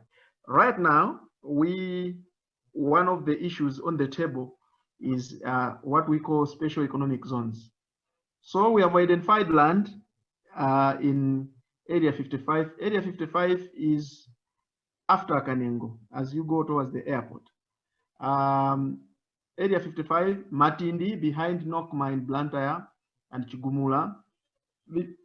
These places have been designated for special economic zones where industrial parks will be built and we will have both domestic and foreign investors occupying those industrial parks and doing their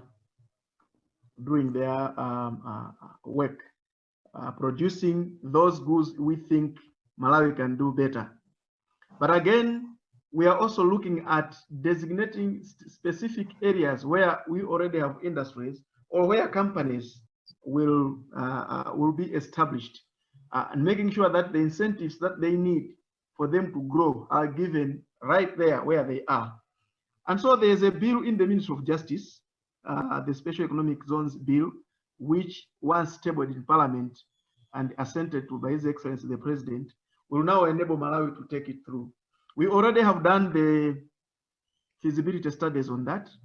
And so we have seen that it is a viable option.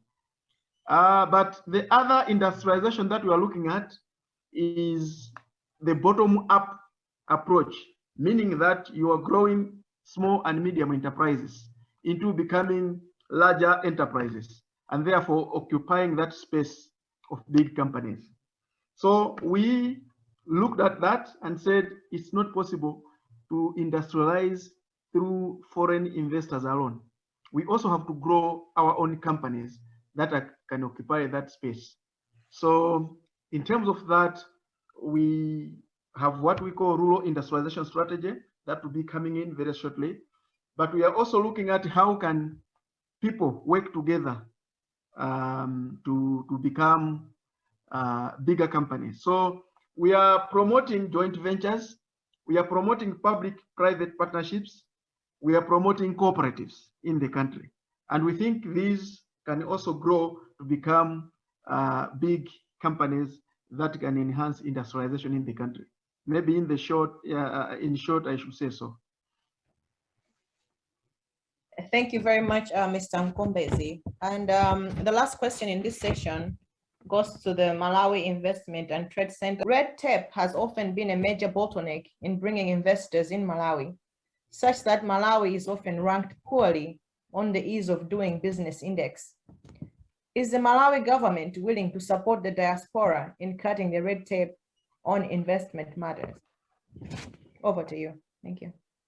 Way of cutting the red tape, MITC is working closely with Foreign Affairs to identify opportunities that can be presented to the diaspora, and also we are working closely on how we can engage them. Just to mention that one way of doing that is to present the investment opportunities through the Domestic Investment Forum that we are also going to have in July. And one of the areas that we are looking at is to engage with the diaspora. On cutting the red tapes, yes, as you all know, that you can go through the MITC to facilitate you with the investment requirements. Thank you.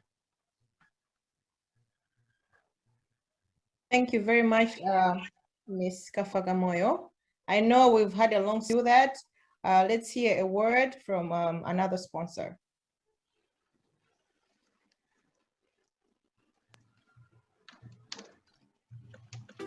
Mone Malawi Nonse, my name is Wazilembe, founder of Kwatu Apparel. We are very pleased to be a sponsor of the first Malawi Canada Diaspora Conference. Kwatu Apparel is a small business located here in the National Capital Region.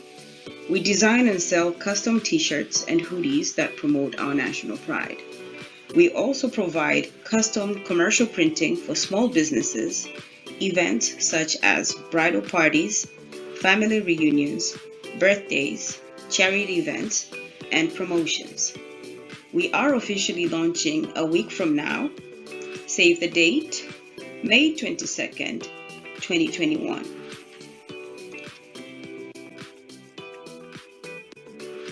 Our mission here at Kwatu Apparel is to provide Africans in the diaspora and people of color a quality garment that evokes a sense of nostalgia for their home.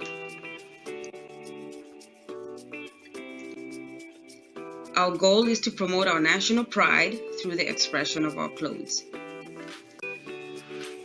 Please see the prices of our opening sale. Advanced orders can be placed at kwatuapparel@gmail.com.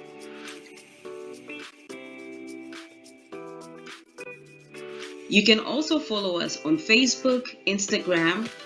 Our website is www.kwatuapparel.myshopify.com, and also through email at kwatuapparel@gmail.com. Thank you very much for your support. Zigomawambi. We'll go into presentation, and the first topic will be leveraging ICT to enhance education delivery. And for that topic, we do have two presenters. The first presenter will be Paul Nzandu, Malawi Diaspora in Canada. And also we have Dr. Joshua Valeta, Director, Open Distance and E-Learning. So we'll start with Paul. You do have 15 minutes. Then after Paul, we'll go to Dr. Joshua Valeta. Thank you. Thank you, Tandy. Thank you, Maggie.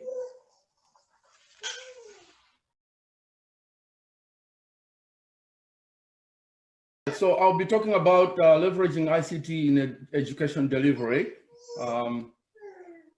That's my background in ICT. So to start with, I'll just tell you a little bit about myself. My name is Paul Mzandu and I'm a teacher. Well, just for today, I guess. I teach at Mzuzu Government Secondary School in Mzuzu, Malawi. I live in Gatineau, Quebec, just across from Ottawa, Ontario, in Canada here. Tomorrow I have a medical appointment. My doctor wants me to go for medical consultation at his clinic in Sydney, Australia. Next week, my son Ernest is graduating from mechanical engineering at Concordia University in Montreal, Quebec. I will attend his graduation in between a conference. I'll also be attending in British Columbia. Thanks to ICT, I'm able to fulfill all these obligations from the comfort of my own home. Ladies and gentlemen, in a nutshell, that is ICT for you. What is ICT? Information and communication technology is a broader term for information technologies that capture all communication-related technologies with the aim of enabling its designers to take into consideration some of the following tasks in digital format while benefiting and targeting a wider user base. Store data, retrieve data, transmit data, secure data, and access that data. Each of these tasks will be randomly visited throughout this presentation. Aim. The aim of this brief presentation is to give you a bird's eye view of a robust, fully deployed ICT system whose purpose is to generally deliver any product into the hands of users. The deliverable product. A well-designed ICT system has limitless potential in what it can deliver. For example, education is one of the products that has extensively benefited from good ICT system design. Most recently with challenges posed by COVID-19, and before that, challenges posed by distance, the world has witnessed how ICT systems have stepped up in education delivery at all levels, be it from kindergarten to university education and everything in between. Because of that, governments across the world have significantly shifted their education policies and budgets to reflect both capital and human investments in these new education delivery tools, while at the same time, education bodies have extended their potential for reaching out to existing and would-be students across the globe to distribute knowledge while at the same time boosting their recognition. While governments alone cannot carry the entire burden of sustaining such an important task, we have also witnessed a rise in private sector support through corporate donations and fee-based reductions towards education-related materials. For instance, cell phones, tablets, personal computers, internet bundle charges, software license costs, consultation fees, and generally education costs. Yet, other corporations have increased their network reach by standing up new telephone network towers, laid cable networks, etc., to reach areas that they would not have otherwise previously covered. Bottom line, ICT is continuously evolving. ICT is a force to be reckoned with. Every government has come to the realization that ICT has a big role to play towards socio-economic contribution through education. As described above in the aims section of this presentation, ICT is fast becoming a means of delivering any product into the hands of end users. That can be witnessed in the explosion of e-delivery concepts. For example, e-education, e-agriculture, e-medicine, e-worship, and yes, even e-government, just to mention a few. ICT as a catalyst for education. Ever since the existence of humanity, everything that humans have conceived has required some sort of a tour. More on that later in this presentation. With respect to education, it is undeniable that there exists always and will conventional ways of delivering this service. For example, a teacher full of knowledge standing in front of a classroom filled with students is required to disseminate that knowledge to the students. That is the traditional and intimate way of passing this piece of knowledge. If a student misses that class for a day, the likely outcome is that the student will irretrievably miss that piece of knowledge. Chances are that student will have missed that lesson for good unless the teacher is willing to risk the class falling behind by revisiting that lesson at a later date.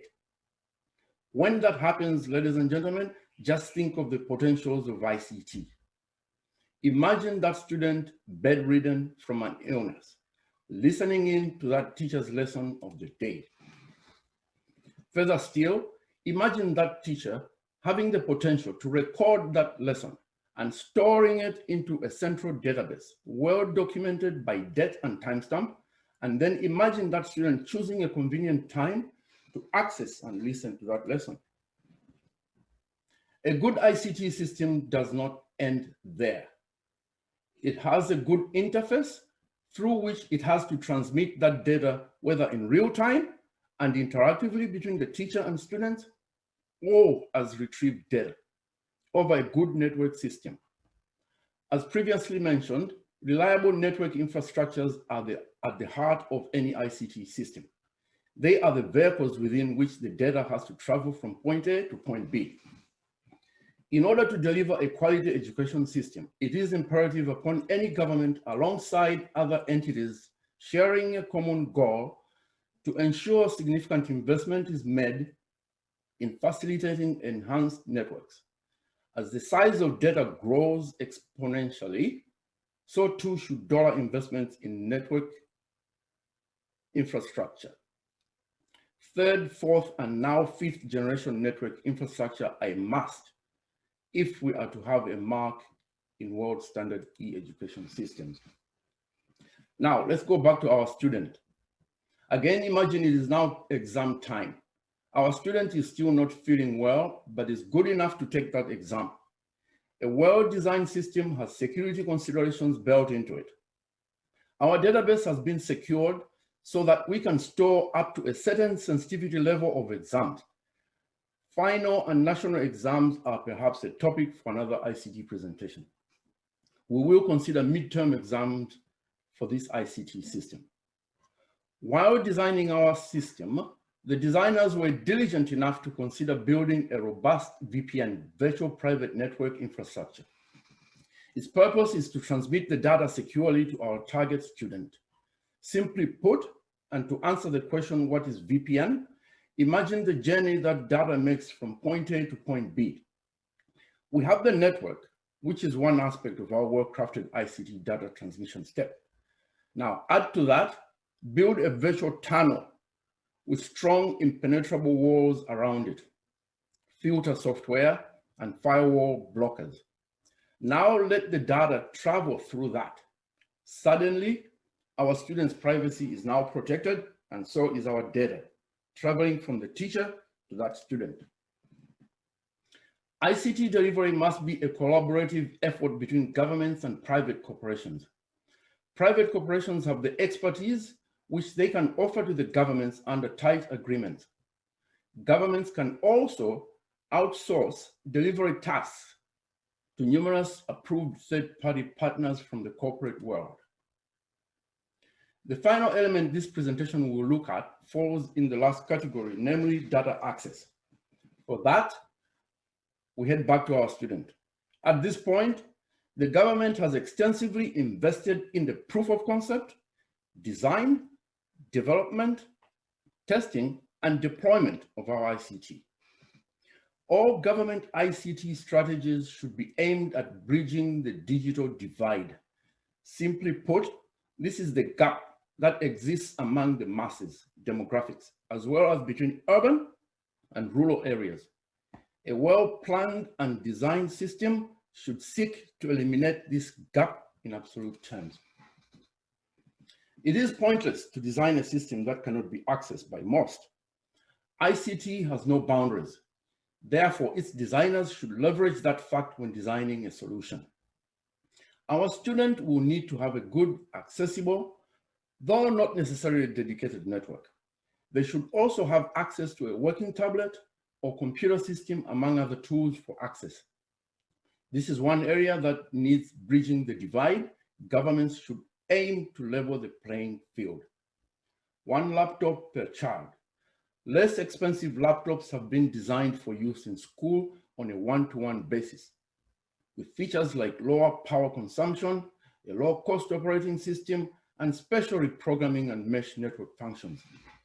Despite efforts to reduce costs, however, providing one laptop per child may be too costly for some developing countries.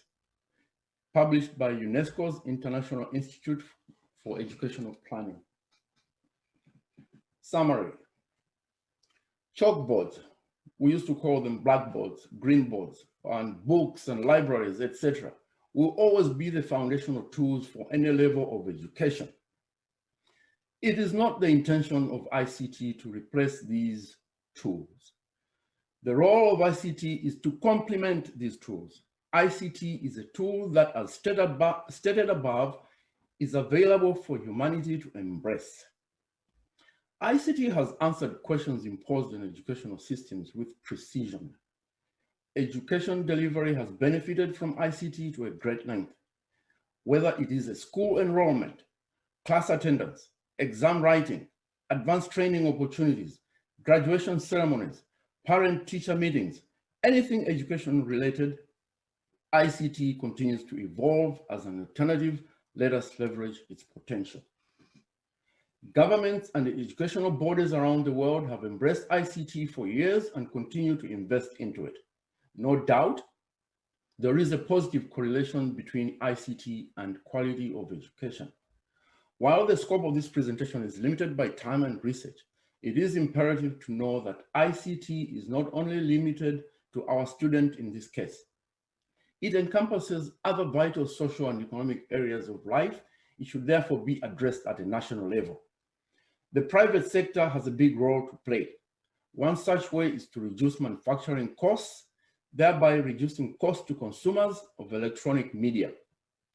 Governments should afford subsidies for ICT material, access material, for example, tablets and computer systems. They should also provide incentives to service providers, for example, reduce corporate taxes in order to encourage research and development in ICT. Another area governments can play a significant role is through ICT training. Teachers need to be trained through professional development in ICT usage and general understanding to leverage the human factor of ICT delivery. Early literacy in ICT usage should be provided to students to raise generation of ICT enthusiasts. While ICT systems cannot be deployed countrywide all at once, it is necessary to have a phased out deployment through demonstration schools designated as test grounds, while gradually and strategically expanding ICT systems to cover other areas, less privileged regions. The tools are there. Let us start exploiting them to benefit our societies. A final question, our student is still unable to attend classes in person. What is the Malawi government roadmap for leveraging ICT to deliver a good quality education system? This will form the basis of our continued discussion in our breakout room. Thank you very much. Good afternoon, Your Excellency, the President of the Republic of Malawi, Dr. Lazarus McCarthy, Chakwera, and Your Excellency, the Ambassador, and distinguished delegates, the diaspora and colleagues from around here. My name is Joshua Valeta. I will present on leveraging ICT to enhance education delivery. I recognize that Paul has done a good job already, so I'll be talking to largely a group of converts.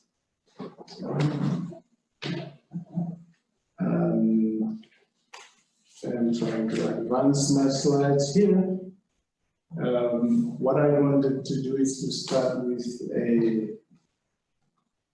I'm not sure if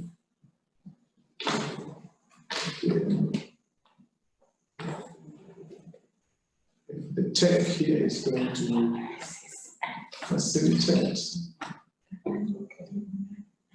Yeah. Okay.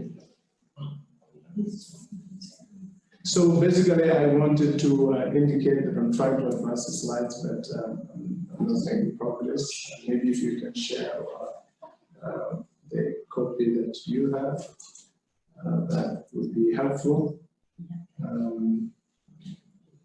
Yeah, there we go.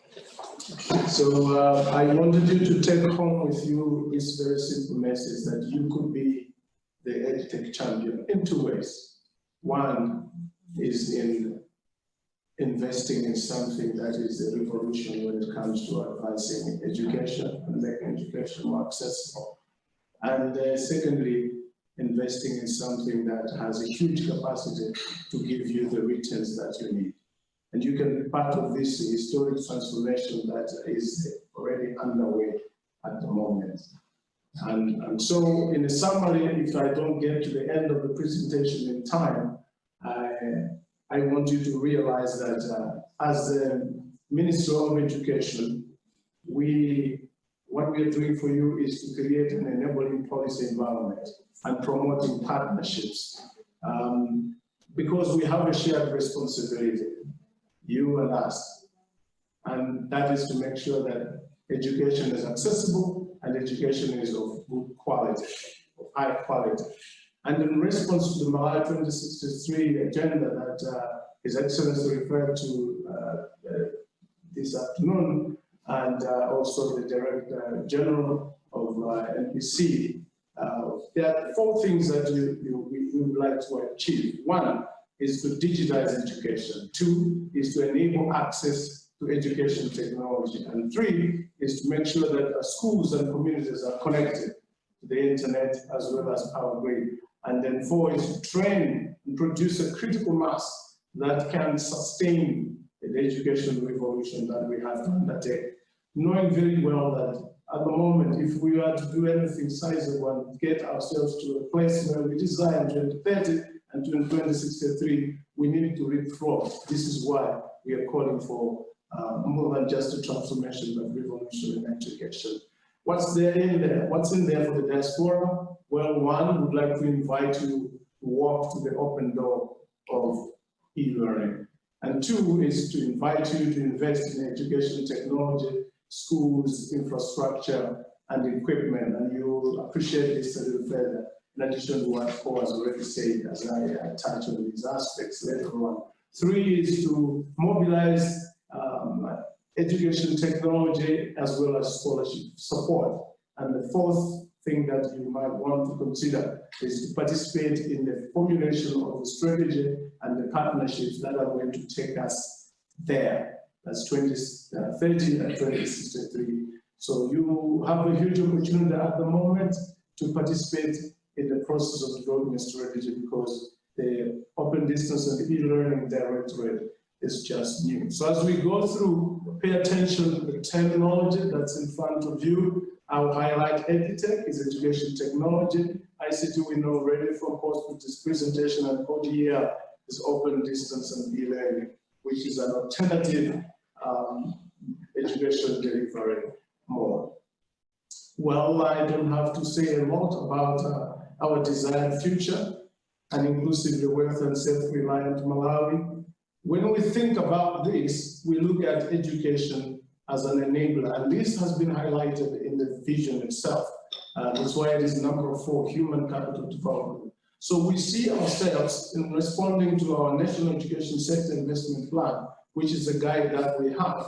We want to pursue education transformation, and we believe that through this, we'll be able to mainstream open distance and e-learning and education technology using ICT, and that is going to open up the doors so that we can create the critical mass that is needed to have the relevant skills that are needed for us to to achieve the vision that we have before us. Now, for us to achieve this vision, really, we need an adequate and relevant human capital. And this one cannot be produced at the moment using the four walls of the classroom. That's why, as Paul indicated, we need to jump on ICT and jump on education technology.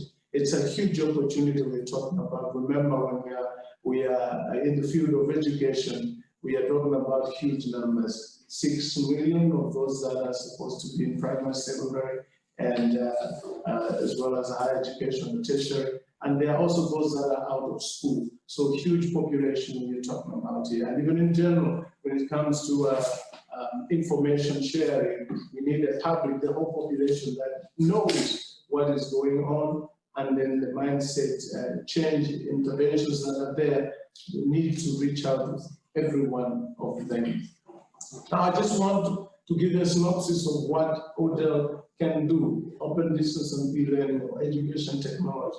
I bring in here 3 cases. Look at early childhood development and primary in Malawi.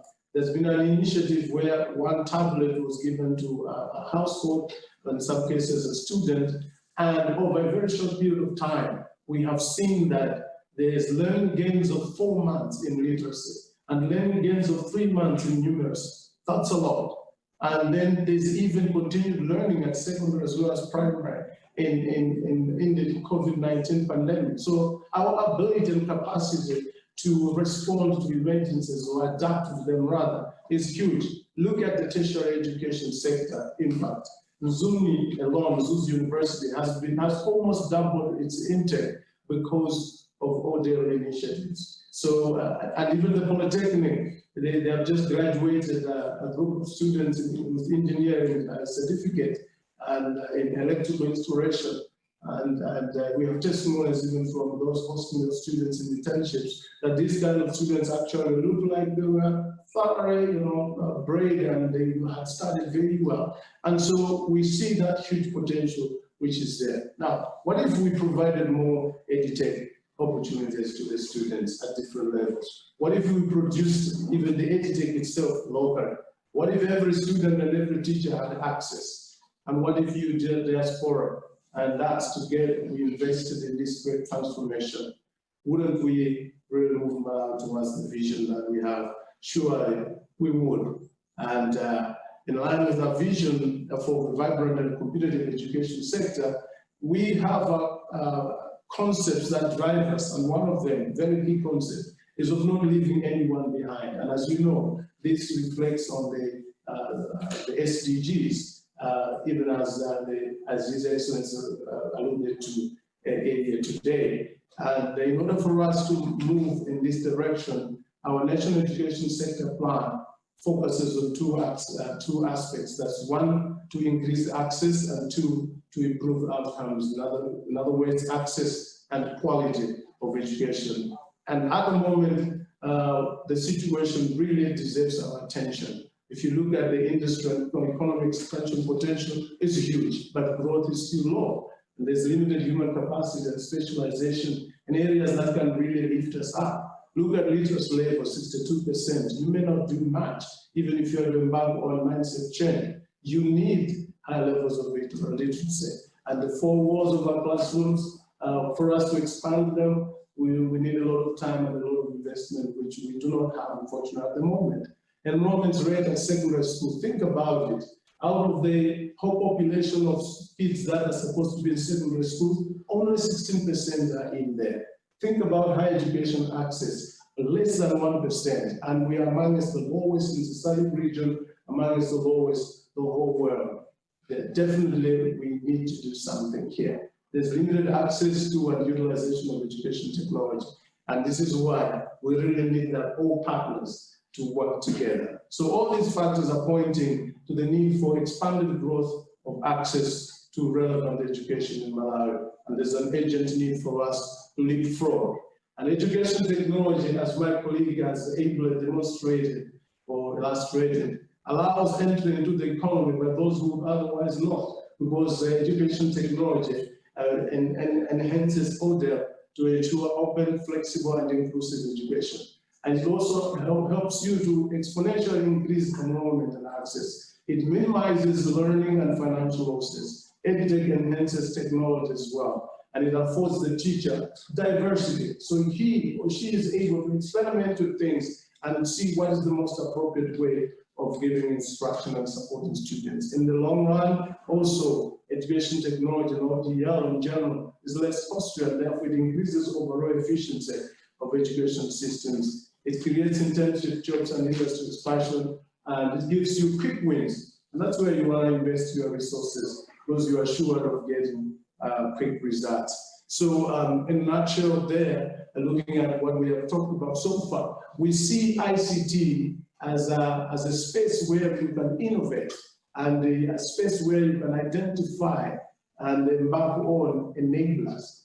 The ICT enables education technology, and education technology has capacity to transform and diversify the way you deliver education. So you have means that are based on science, open distance and e-learning that opens up the doors. Virtual science laboratories allow you to do practicals remotely, machine learning and big data. And all this accelerates the way you can access education, but also the way you can enhance quality so that you can develop the human capital that is needed. So the goal that we have at the ministry in terms of open distance and e-learning, which embraces EdTech enabled by ICT, is equality of education opportunity for all. So everyone, whether they have disability, whether they're in a rural area, should have an equal opportunity to access education. And we have a theory of change that stands on three aspects: policies. If we have policies in place, we have infrastructure in place, and we have programs in place, and better management, improved governance, we will see now more flexible education delivery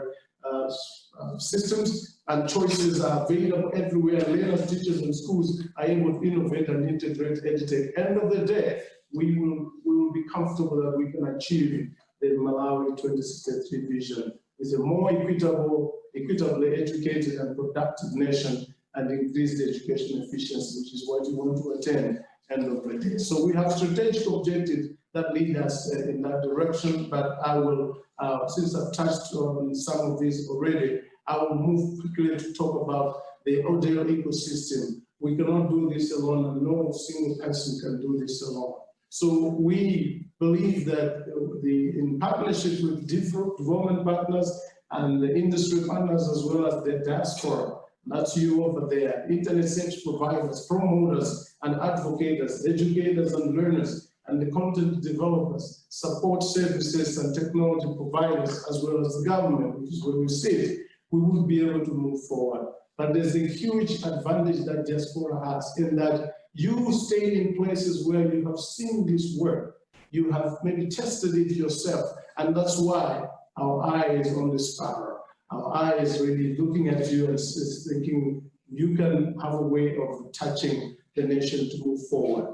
And summarizing the slide that's before us, I want to highlight once again the 4 things that we want to do. And this is where diaspora can play a very critical role, where we are creating an enabling environment for you. We want to make sure that we digitize our education. We want to make sure that we enable access to education technology. We want to make sure that we have schools and communities that are connected to the internet and the grid, electricity grid, and that we develop the critical mass that is needed for us to sustain development, and much needed development for our country. And as I draw nigh to my conclusions, well, I have here low-hanging fruits for diaspora.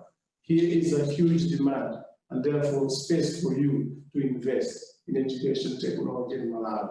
You can invest in the development of online universities, for example, e-learning. It can even be colleges, it can even be secondary education institutions. And you can also innovate. You can come up with groups that can invest in data centers that will help us to do research that can advance education.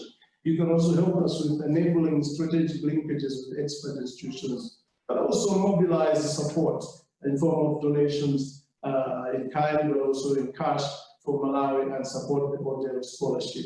You can also eventually also support us in formulating strategy, as I indicated. I see people at Paul there. You have a lot of knowledge. You can help us with the processes of moving forward and strategically positioning ourselves. Well, later on, of course, you can also come back and fill strategic gaps that are there. My final slide there, I just want to highlight what I've said and what Paul has said, and what others have also already hinted in one way or the other. You have witnessed ICT, the ICT boom, wherever you have been. You have experienced education technology and its power. And you can see the need for transformation in our country. We've all been singing the same song here. And as true patriots, please love your country, Malawi. You have the network, and you can help begin charity at home. Mainstreaming science, technology, and innovation and education technology is a huge sphere, as you can appreciate, where you can freely participate with the shared responsibility to educate everyone, everywhere, and grow your investments together with others here in Malawi. Do something. Thank you. Thank you very much, Dr. Valeta and Paul Mzandu, for a very timely discussion. We live in a digital age. Indeed, we can't do anything without ICT. So let us now move on to the next presentation. And the topic is on how the diaspora can acquire land in Malawi. And we're going to have Ms. Euphemia Bota, who is the Deputy Commissioner for Lands in the Ministry of Lands, give her presentation. Over to you, ma'am. Thank you very much. Your Excellency, the President, Dr. McCarthy, Chakwera, Excellency, all delegates in diaspora and here in Malawi and other delegations. I'm Euphemia Bota, I'm Deputy Commissioner for Lands, and I'll be presenting on how the diaspora can acquire land in Malawi. But before I go straight to how to acquire land, there are other issues maybe the diaspora are not familiar with, or they don't know about it, that we have new land laws. Though some of the sections are under review, but let me just introduce them to you. The Ministry of Lands, together with relevant stakeholders, undertook a rigorous review of the then Land Act in order to address the gaps that existed. And the process included coming up with a complete new customary land act. And there are a total of 10 land-related laws, and that have been assented to, and 6 amendments. So Malawi has got 2 categories of land according to the new land laws. Public land, which is classified either as government land or an allocated customary land. And private land, which is classified as freehold land, leasehold land, or customary estate. On the new land act and the customary land act, the previous land act vested both public land and customary land in the president. And all public land it is quoted in section 8 that is vested in perpetuity in the president. But in the new land act, all land is vested in the republic. So that is even a big delegation of the country. And most importantly, provisions of section 8 of the new land customary is in tandem with the Republican Constitution, which lists all the land and territories in Malawi in the Republic. And the previous Land Act did not provide the registration of customary land as private land. This compromise issues relating to land tenure security, as is being stipulated in Malawi National Land Policy of 2002. Lack of tenure security contributes to low investment since there is no sense of ownership of the land being held or used. In fact, the review process identified lack of tenure security as one of the challenges to unlocking land and an asset for wealth creation and investment. In contrast, the new Land Act provides registration of customary land in form of customary estate. And it is also registered and registered and as private land. Most of the important aspect regarding the creation of customary estate is that an individual will now be able to own land in his or her own right, thereby having a guaranteed tenure security. This is one of the main goals of the national land policy. With the creation of customary estate under the new customary land act, an individual, either man or woman, will be registered as owners of the land, which in turn can be used to create a lease or sub-lease or to secure a loan from the bank if they so wish. And the Customary Land Act 2016 will also allow registration of persons as joint tenant or tenants in common. And the advantage of owning property as a joint tenant is that when one person dies, the survivor automatically takes over the property without applying for letters of administration. We know that the process of getting letters of administration is quite costly, since person representatives will be required to pay a stamp duty to government and legal fees to the legal profession who is engaged to apply for letters of administration. And on the ownership of land by women and the vulnerable, minor persons under the age of 18 in Malawi will also be able to get registered as proprietor of customary estate in their own right, since the Registered Land Act provides for registration of minors in their own right in the land according to the land registered act. We have also to say here that there is compensation of customary land this time around. The previous Land Act did not provide for payment of compensation in respect of customary land compulsory acquired under the Lands Acquisition Act of Chapter 58, Section 4. Compensation was only made for the improvement on the land, not for the land itself. So the new Land Act expressly provides for payment of appropriate compensation for customary land, which will be transferred to government or reserved land. Since customary land will now be registered as private land, as customary estate. An assessment of compensation will be included. Will include land itself and not only improvements thereon. And access to land for both international and local investors. We have Section 11 of the Land Act 2016, which provides for setting aside land specifically identified or earmarked for investment purposes. The new Land Act provides that land for investment purposes be identified, gazetted, and allocated to Malawi Investment and Trade Center, with powers to issue derivative rights to investors. Successful implementation of the Land Act will therefore ensure that large-scale land-based investment thrive in the country. And you may also wish to note that the Act also provides for land ceiling based on the nature of investment and location of the land. The new Land Act therefore ensures that land for agriculture and other investments should be treated as such. The Act will also prevent investors from acquiring land parcels for speculative purposes, as is the case in other parts of the country, where some developers lose large parcels of land which they are failing to effectively utilize.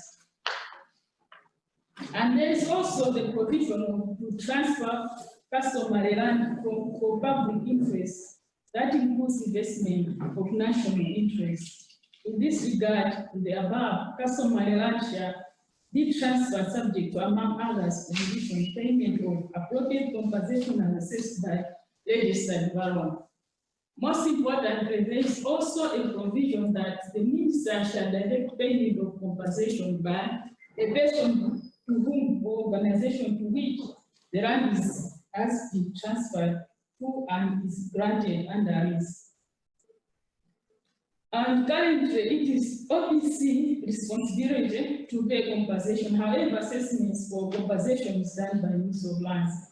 There will, in a way, speed process of land acquisition by investors. Because sometimes it takes time for OBC or government to pay compensation, but the investor is waiting to do investment. So how to access land in Malawi?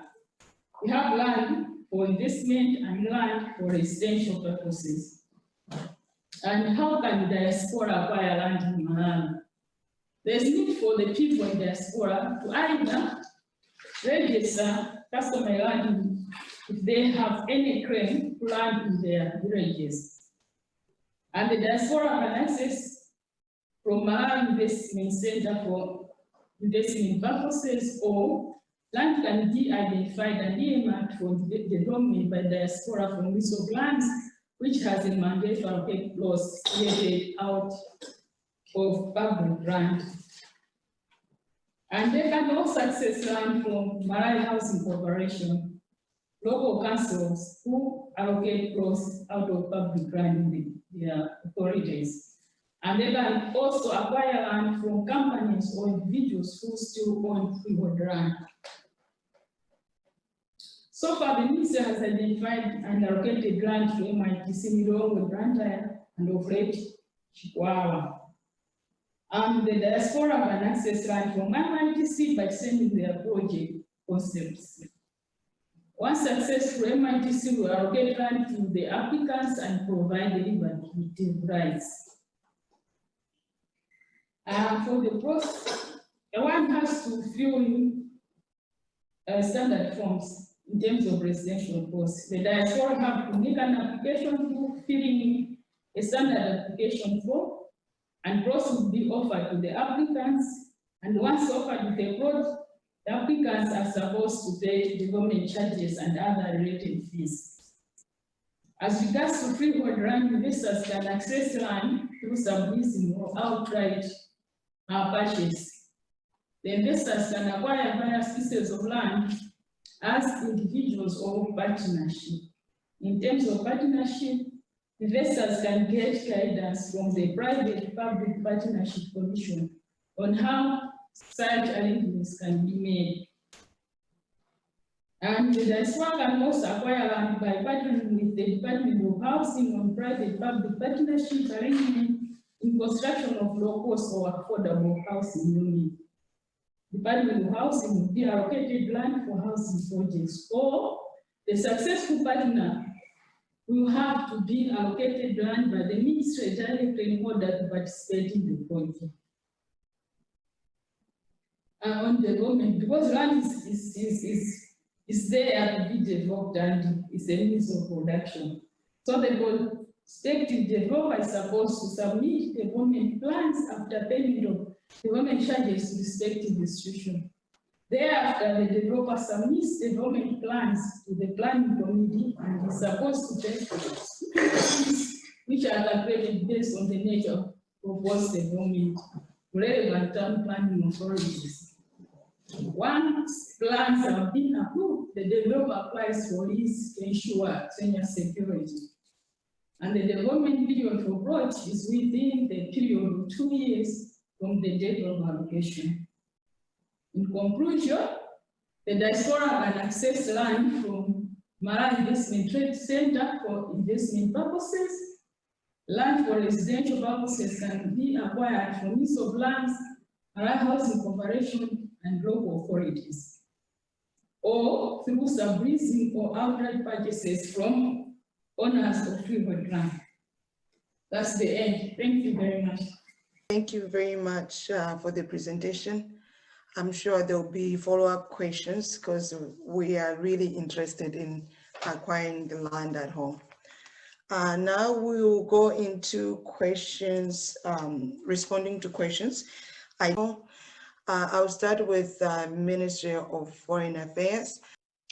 The first question is, what government incentives are being considered to attract diasporas to consider trip home to save fellow citizens with skills?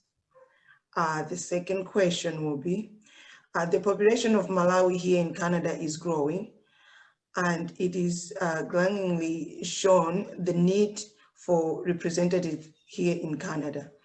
My question is to find out when should we expect the government to consider reopening the mission in Ottawa? His Excellency the President, in his keynote address, confirming that government has decided to come back to Ottawa. Had it not been for competing demands for resources here at home, we should have been there last year. So the agency is quite high. It's a question of us negotiating with the authorities that keep the national pace to appropriate resources for the reopening of Ottawa. So it's an urgent matter. We would wish to have been there already by now. We are working very hard, pushing the figures in our every budget submission. Once it's approved by Parliament, we should be able to tell you we are on the way. But the commitment, the political will is very high, and you have heard from the horse's mouth, His Excellency the President, confirming that.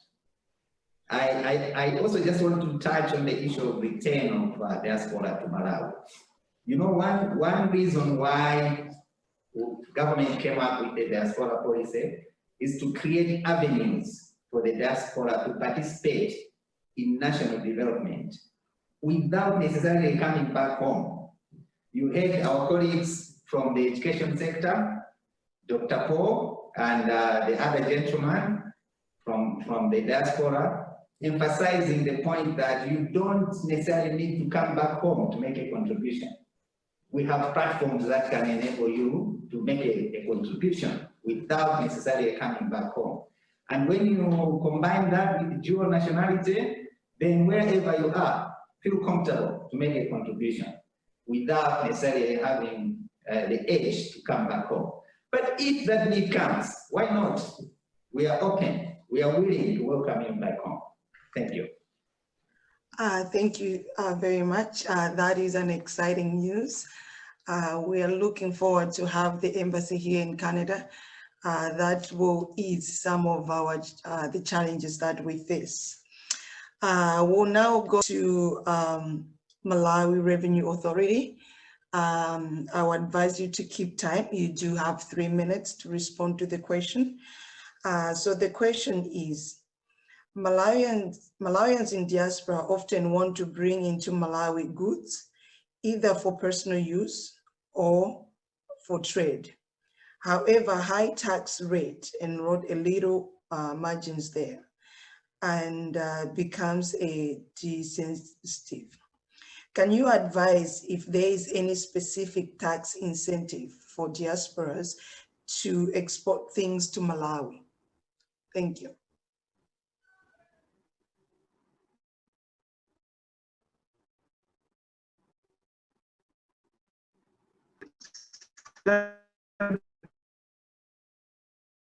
Of questions which we received. One is on the what entitlements do returning residents have on taxation, and then what entitlements do traders have from diaspora, and then what tax incentives which we have for investment. I'll ask my colleague, Dr. Waziri Gomeka, just to touch on the 3 areas. Waziri Gomeka, can you please come in? No, thank you for the question. I guess the question was what incentives are there for people returning from outside Malawi to Malawi in terms of tax incentives for the goods that they're bringing in. Could it be for personal use or could it be for business, for trade? First, I think that question was premised on the understanding or the belief that the Malawi tax rates are on the higher side. But maybe first, just to say that the tax rates that are applicable on trade items, as well as for domestic, such as the corporate tax, the VAT, we are quite comparable with the region. So if we start comparing with other countries within say SADC or COMESA, we are quite comparable. But now directly to the question to say what benefits are there. So the benefits that are there, or the incentives that are there, is only when you are coming back to Malawi to stay.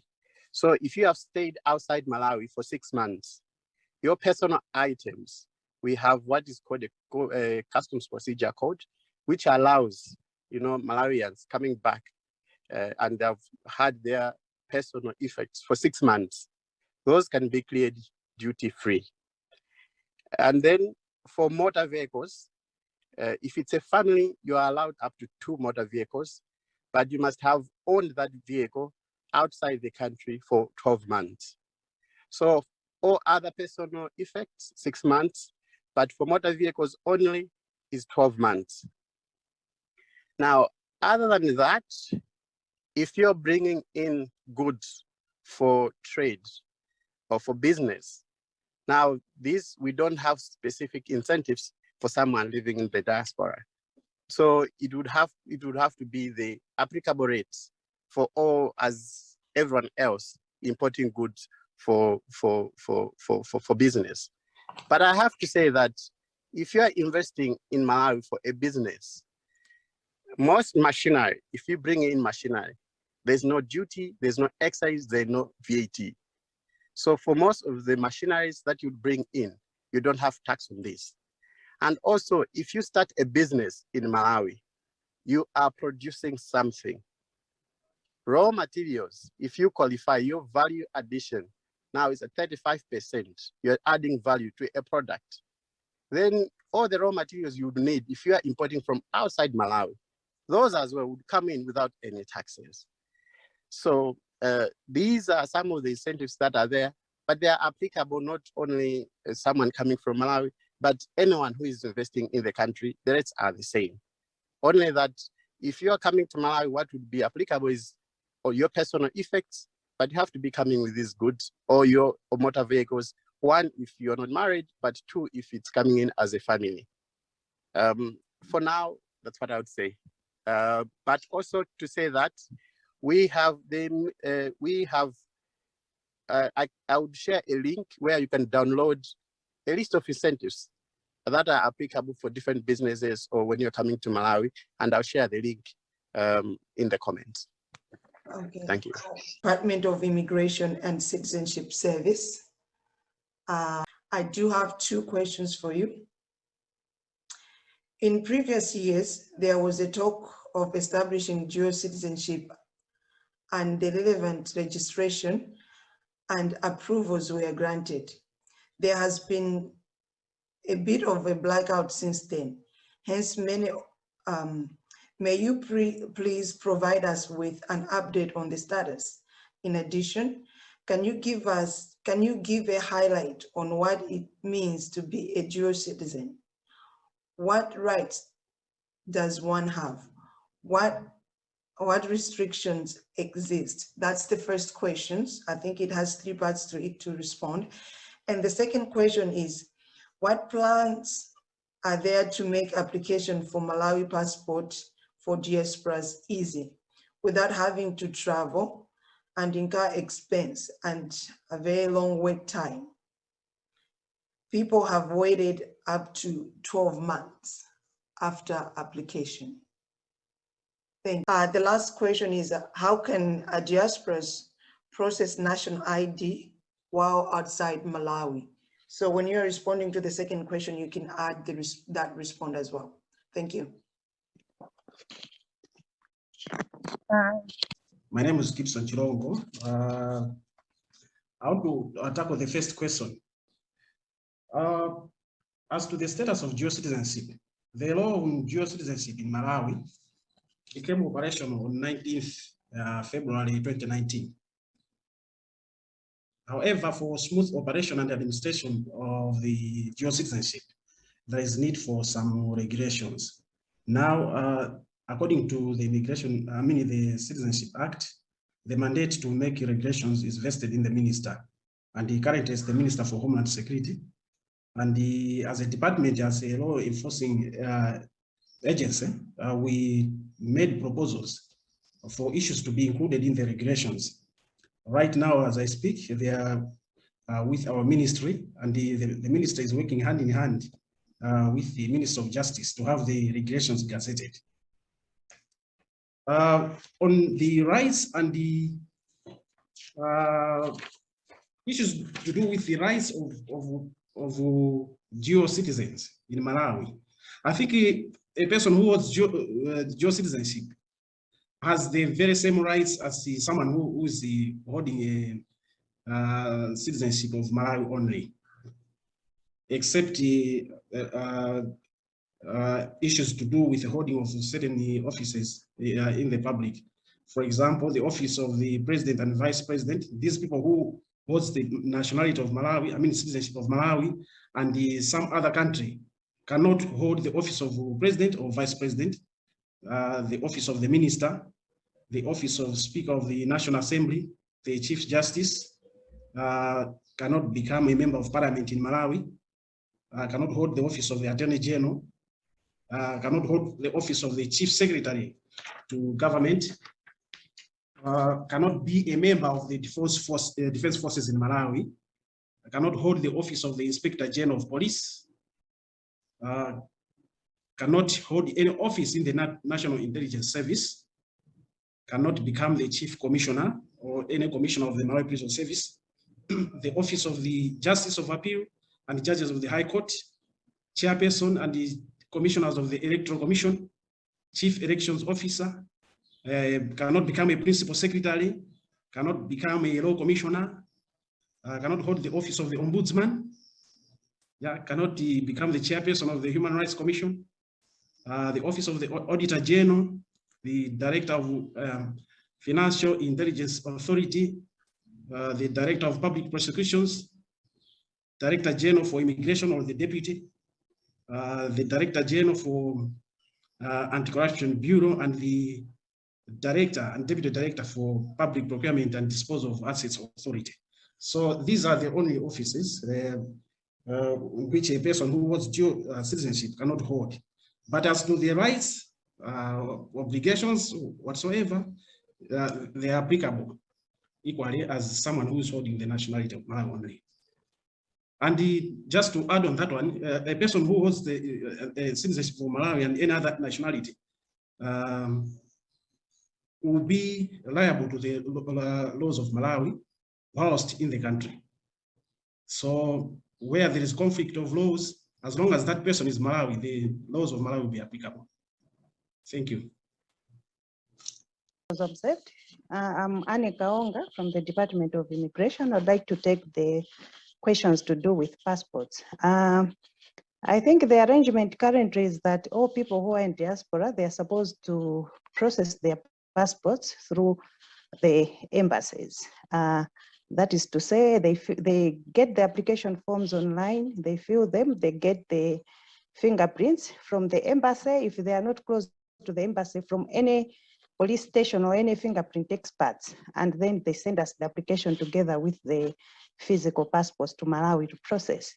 Currently, that's the temporary arrangement, but then we have plans underway to have the system implemented in all the embassies where immigration is represented.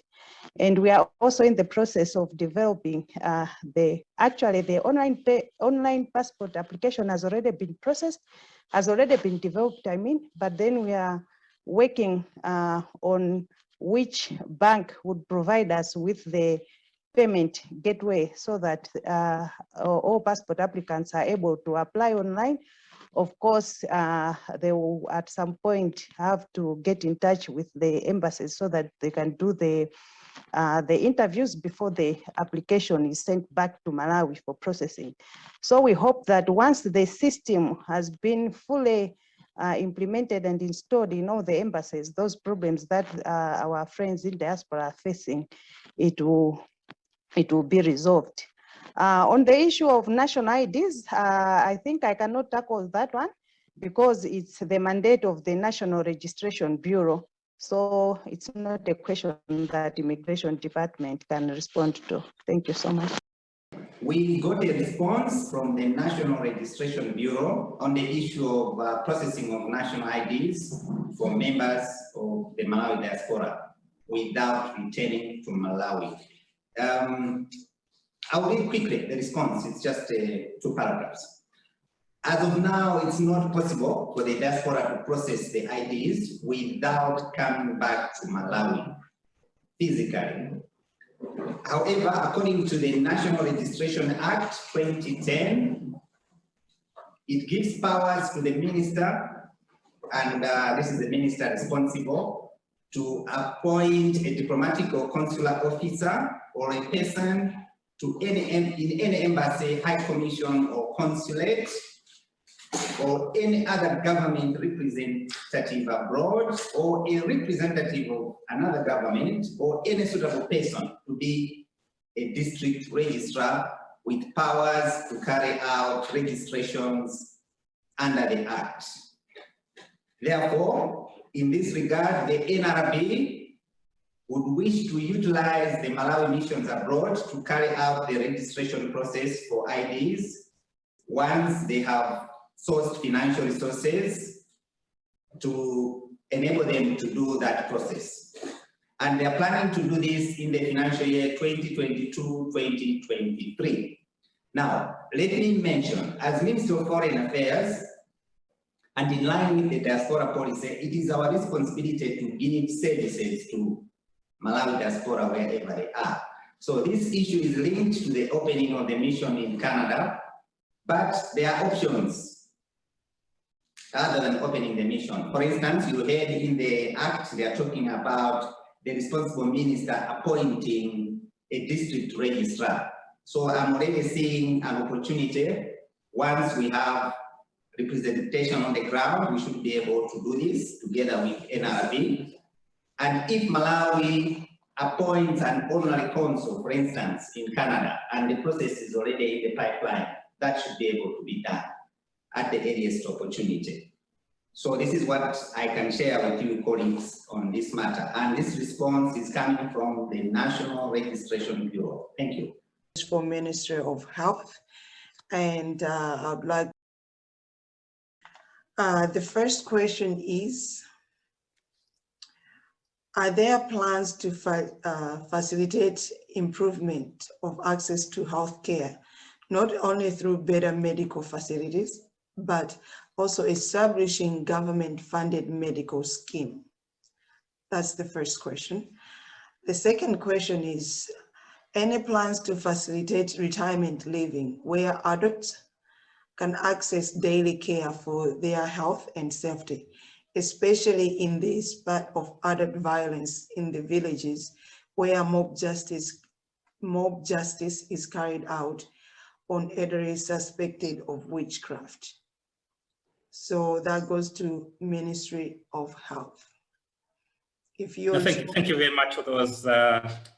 Thank you very much for those questions. I think I've missed part of the of your first question, which talked about plans. Is it plans to improve access? I just had the last part, which you're talking about the medical schemes. Okay. Are there plans to facilitate improvement and access to health care? That's the first part. Yeah, well, let me handle that one first. Just to say that healthcare in Malawi is free, except for those that opt to pay.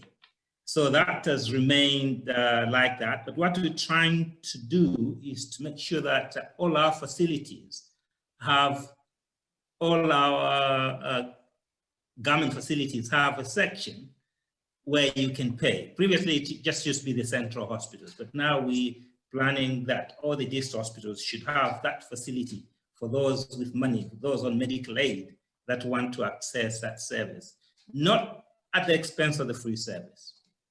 I think that's a short response to your question. And then there was also talk about facilitation of care for the elderly, just to say that, as I said earlier, medical aid for free, so it's for free. So even the elderly can access that service. So if you're coming in, for example, from Canada and you have some form of scheme, then maybe we can look at that scheme here. But otherwise, you're free to access every facility for free. But if you aim to if you want to access that paying service, then there will be that provision in a government facility, but also the Christian Health and the Islamic Health associations have a contributor scheme where you pay a little to access the service. Thank you.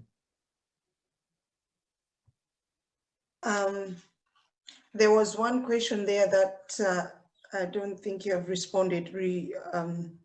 It's regarding like plan to facilitate retirement living for adults. Example was the mob justice study has been carried on other people suspected of witchcraft. So that was the last question there. I can. No, I think we're dealing with another ministry here, but the media carries out quite a lot of these. But if you look at them statistically, I don't think we need to panic much about. I know that the ministry is doing everything possible, and the number of organizations that are engaged in civic education. Our laws also don't allow anybody to victimize elderly people, and there are actually special moves to mitigate against that behavior. And a few people have found themselves on the in prisons or on the other side of the law for the same. So rest be assured that I don't think it's a duty of the Minister of Health, but government is doing everything possible to protect the elderly. So let me introduce the next speakers, and they will be presenting on psychosocial support through hospice palliative care program.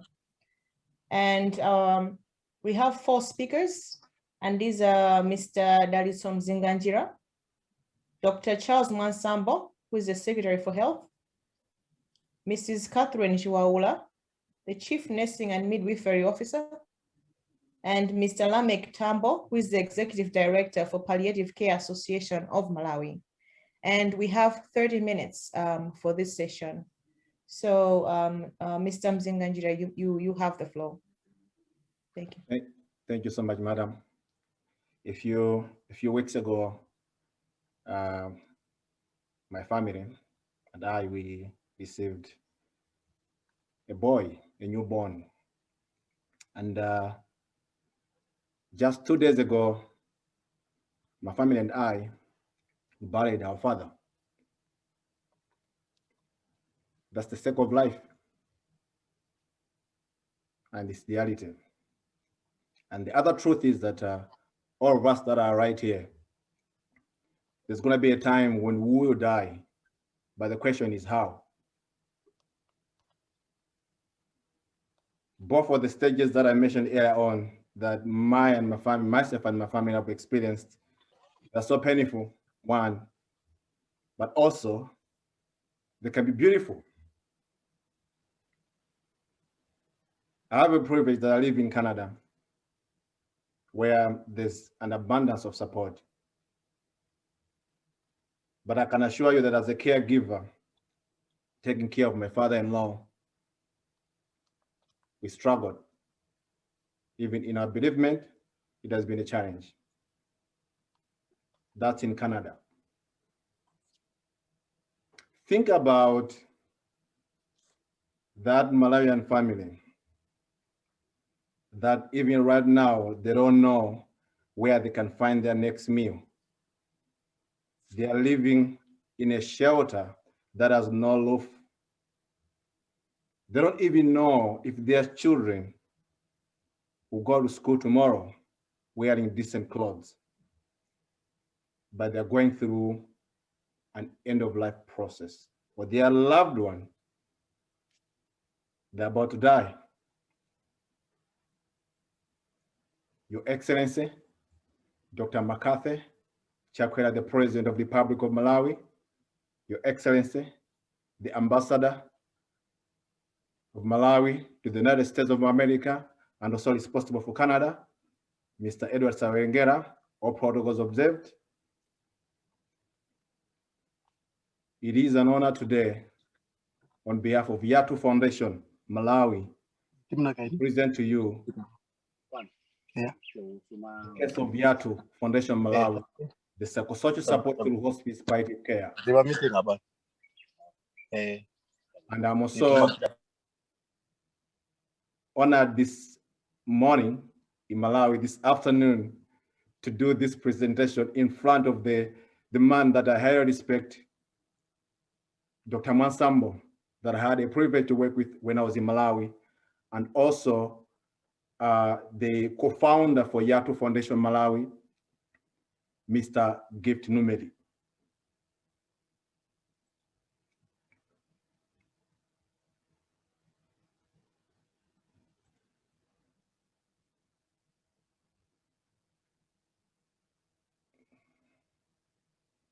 So I'm just going straight with my presentation, and seems like I'm having, okay, yeah.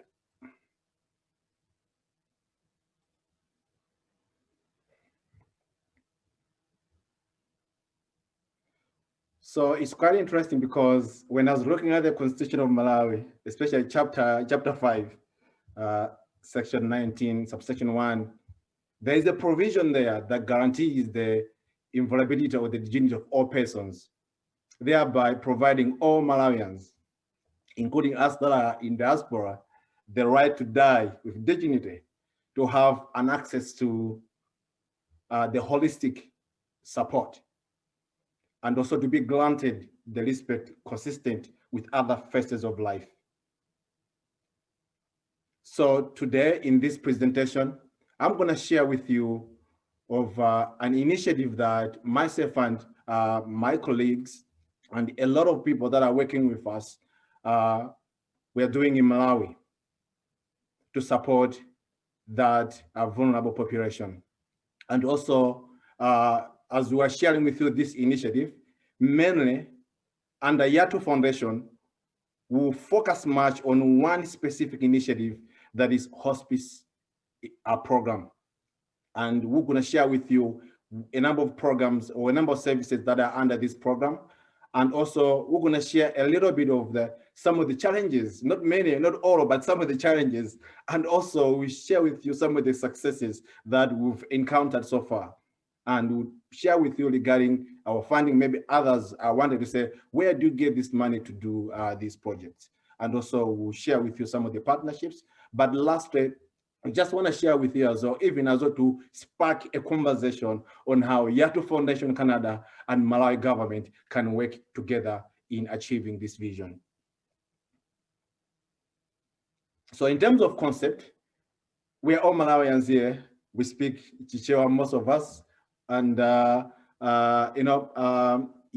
Yato Foundation Malawi is founded on the concept, on the belief that it is ours. This is not Lalito Hospice. It is not Mzinganjira's hospice. It is Yato Hospice.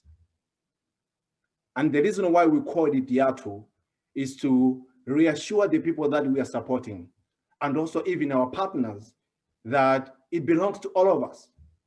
It belongs to all of us. We all have a responsibility to support one another. We all have a responsibility to dance with those that are dancing, and also even to cry with those that are crying, and to support those that I need or the support. And our mission as Yato Foundation Malawi is to see a world that understands and embraces palliative care and also the social support. We therefore strive to improve our community's quality of life through provision of non-medical, psychosocial, and spiritual support to all people with a progressive life-limiting illness, those in end of life, and also their loved ones. We dearly hold on to the values of accountability, achievement, compassion, volunteerism, integration, and partnership. In case maybe some of you right now, you are wondering to say, that is just talking about palliative care. What is it? What is it all about? In a nutshell, palliative care is a specialized holistic support that focuses on providing patients relief from pain and other symptoms of a serious illness. Quite holistic, could be physical or psychosocial, even spiritual, no matter the diagnosis or stage of disease. And palliative care aims to improve the quality of life for both patients and their families. So A lot of times when I'm talking about palliative care, it is so synonymous to death. But I can assure you that palliative care, it is about living. So now going back to what I began to introduce regarding the initiative that Yatu Foundation Malawi has embarked on. So this is Yatu Hospice. It is a volunteer-based community organization offering charitable psychosocial services to people living with terminal illnesses and their significant others, that's their family members and also friends. We founded this organization in 2011. And Yatu Hospice, it is a subsidiary of Yatu Foundation. And we have a volunteer staff and other community volunteers that are working with us. Right now, we have 3 full-time volunteers. We have a nurse, a social worker, and an executive director. And we basically rely much from the support that we get from the communities. And in terms of the program, Yatu Hospice, we hope to save more than 10,000 individuals per year. But now, when I'm talking about these figures, think about the people that are currently working with us right now. But we save residents of Lilongwe Central South, area 36, 38. Don't worry about the notes because we're going to share this presentation and I'll try to go through quickly. And our catchment area is one of the most densely populated spots in the district of Lilongwe. And this area, it is also anticipated to have a high morbidity and mortality rate from terminal illnesses like cancer and other limiting communicable diseases and HIV AIDS. So, as I said, Yatu Foundation, especially Yatu Hospice, it is a volunteer-driven organization, and we rely much from the services that we get through our volunteers, and we can't thank them enough. So, being a volunteer is such a very meaningful thing. And over the period, our volunteers, they have actually cemented that understanding, especially through this pandemic. We've seen our volunteers going far and above, even at the risk of their own life, to support somebody who is grieving, to support somebody who is dying. That's volunteerism, and that's what Yatu is all about. So far, this is what we've done. Beginning 2017, of course, there's some data prior to that, and up until 2020, we've supported, for example, in 2020, we've supported more than 300 family members with less than 50 volunteers, and we've supported more than 150 patients. So in terms of our services, Yatu Foundation or Yatu Hospice, we have one, what we call the in-home care. This in-home care, this is where we send a volunteer. Traditionally, it is called home-based care. But for this one, we have specifically trained, specially trained volunteers that go to patients' homes just to sit with their loved ones, with those individuals that are in end of life, to allow caregivers to go out to the market and buy something, just to give them a break. And also even just to help these individuals to have a different feel, of another individual, a stranger coming to their home to spark a conversation. It brings a relief to those individuals that are in end of life. And also this is another trailblazing service. It's called Care Connection. In Malawi, we've noted that there's a lot of waste where, for example, in one location, there's so many organizations, there's so many NGOs that are going there. But if you ask the people that are living in those areas, if they know those organizations, they'll say no. And especially when we're in the heat of the battle, you tend to forget the peripherals. I've been there. You need somebody to be with you to say, by the way, do you know that there's NAPAM here? By the way, do you know that there's Yatu Hospice? They can help you. And with the care coordination, we've compiled a director of services in the areas that we're working with to support individuals in those areas so that they can know what kind of services they are available for them according to their needs. So sorry to interrupt you, Mr. Mzinganjira. I would ask you to wrap up in 2 minutes. Thank you so much. And also we have the family caregiver support. And under the family caregiver support, we have the hope builders, where we are helping with the infrastructure development for individuals that are in end of life, for their orphans, and also the widows to have a decent shelter. We have the Tinao project supporting these caregivers to have at least something to keep them going financially. We do provide the psychosocial and spiritual care support. We also provide the grief and bereavement support, which can be provided by one-on-one, and also there's that anticipatory bereavement support. But the most exciting thing that is coming right now is the hospice residence palliative care program. It has never happened in Malawi. For the first time, Malawi, we're gonna have a first residential hospice program. This is an exciting program. It is estimated at the value of 85,000 Canadian dollars, and we've already started working on it. We've managed to secure a land in Njera, Lilongwe, and that's the rendering. And we're looking forward to see how we can best support our community through this hospice residence. We have some other proposed programs that are coming ahead, and one of it is the prison support program. How many times do we see prisoners die just like dogs without support? Yato would like to be there for them. There's so many reasons why you should care for prisoners. And how this picture, you might have seen it when you cross out, when you walk along the streets of Malawi, seeing somebody lying like this on the street. And Yato Hospice, we want to be there for them. We want to take care of them. We've had our own challenges over the period. And one of the biggest challenges that we've had is the lack of political will. And we're looking forward to working with the government to see on how we can deal with this kind of a challenge. And also even the land issues. Why should a charitable organization that is providing free services to the land buy land when the government has a crown land?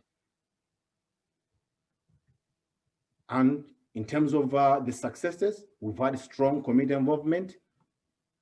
You know, we've managed to have a GoFundMe page, and we've raised some funds from there to start our brooding project for the hospice residents. And we've been having an amazing support through the Palliative Care Association of Malawi and other partners like Lighthouse Trust. And we still work towards establishing some of those partnerships. For funding, most of the funds come from the donors, come from the well-wishers. A lot of Malawians here that have been part and parcel of this cause. And we are so thankful to work with other partners that are listed down there. And we're looking forward to see how best we can work with the Minister of Health in Malawi. Lastly, one of my famous writers, Paulo Freire, said, each day, be open to the world, be ready to think. Each day, be ready not to accept what is said just because it is said. Be predisposed to read what is read. Each day, investigate, question, and doubt. This is what brought Yato Foundation to birth. Thank you so much for listening to this conversation. And if you want more contacts from us, here they are. But as I said, I'm going to share this presentation to all of you, and feel free to give us, a call. But before I can even, across my presentation, I just wanted to employ the government. We are here, we are available, and we are ready to work with you. We are ready to work with you, and we would like to see you helping us even to connect with the corporate world. The banks are making a lot of money from the people on the grounds, people that are suffering right now, and we want to ask the bank to meet their social responsibilities by supporting projects like Yato Hospice, to take care of the people that are, in anguish on the ground, people that have actually helped those banks to be where they are. There's so many examples. So I look forward to see how best we can work with the government through this conversation. Thank you so much. It has been a pleasure and an honor to be here. Thank you very much, Mr. Mzinganjira, for this touching presentation and fulfilling this gap. Let me now invite Dr. Mwansambo, the Secretary for Health, for his presentation. Thank you very much, Maggie, for inviting us to this meeting. And thanks, Dalisa, for the wonderful work you're doing. It is fact that we will all die one day, but we have to die with dignity. And I remember when somebody challenged me the other day that, well, rather challenging MOH to make morphine as readily available as is the air we breathe in. At this point, I would like to introduce Mrs. Catherine Chiwaula, who is the Chief Nursing and Midwifery Officer, concentrating mainly on community health, who will make the presentation on behalf of the ministry. I'll pass it on now to Mrs. Chiwaula, bearing in mind the time as well. Thanks.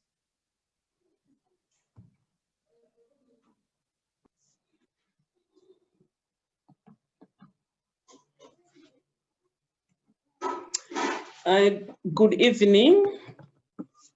I guess it's afternoon to our friends. Can you hear me? Yes, yes, we can hear you.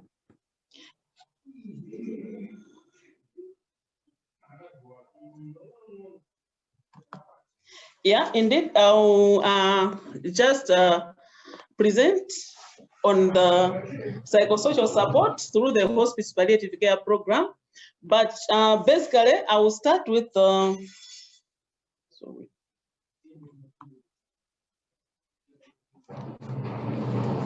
yeah, basically my presentation I'll start with the background, and on that background, I'll talk about the policy, the education, the drug availability, and the actual implementation itself, and it's in brief where issues of access, psychosocial support, and challenges will be featured.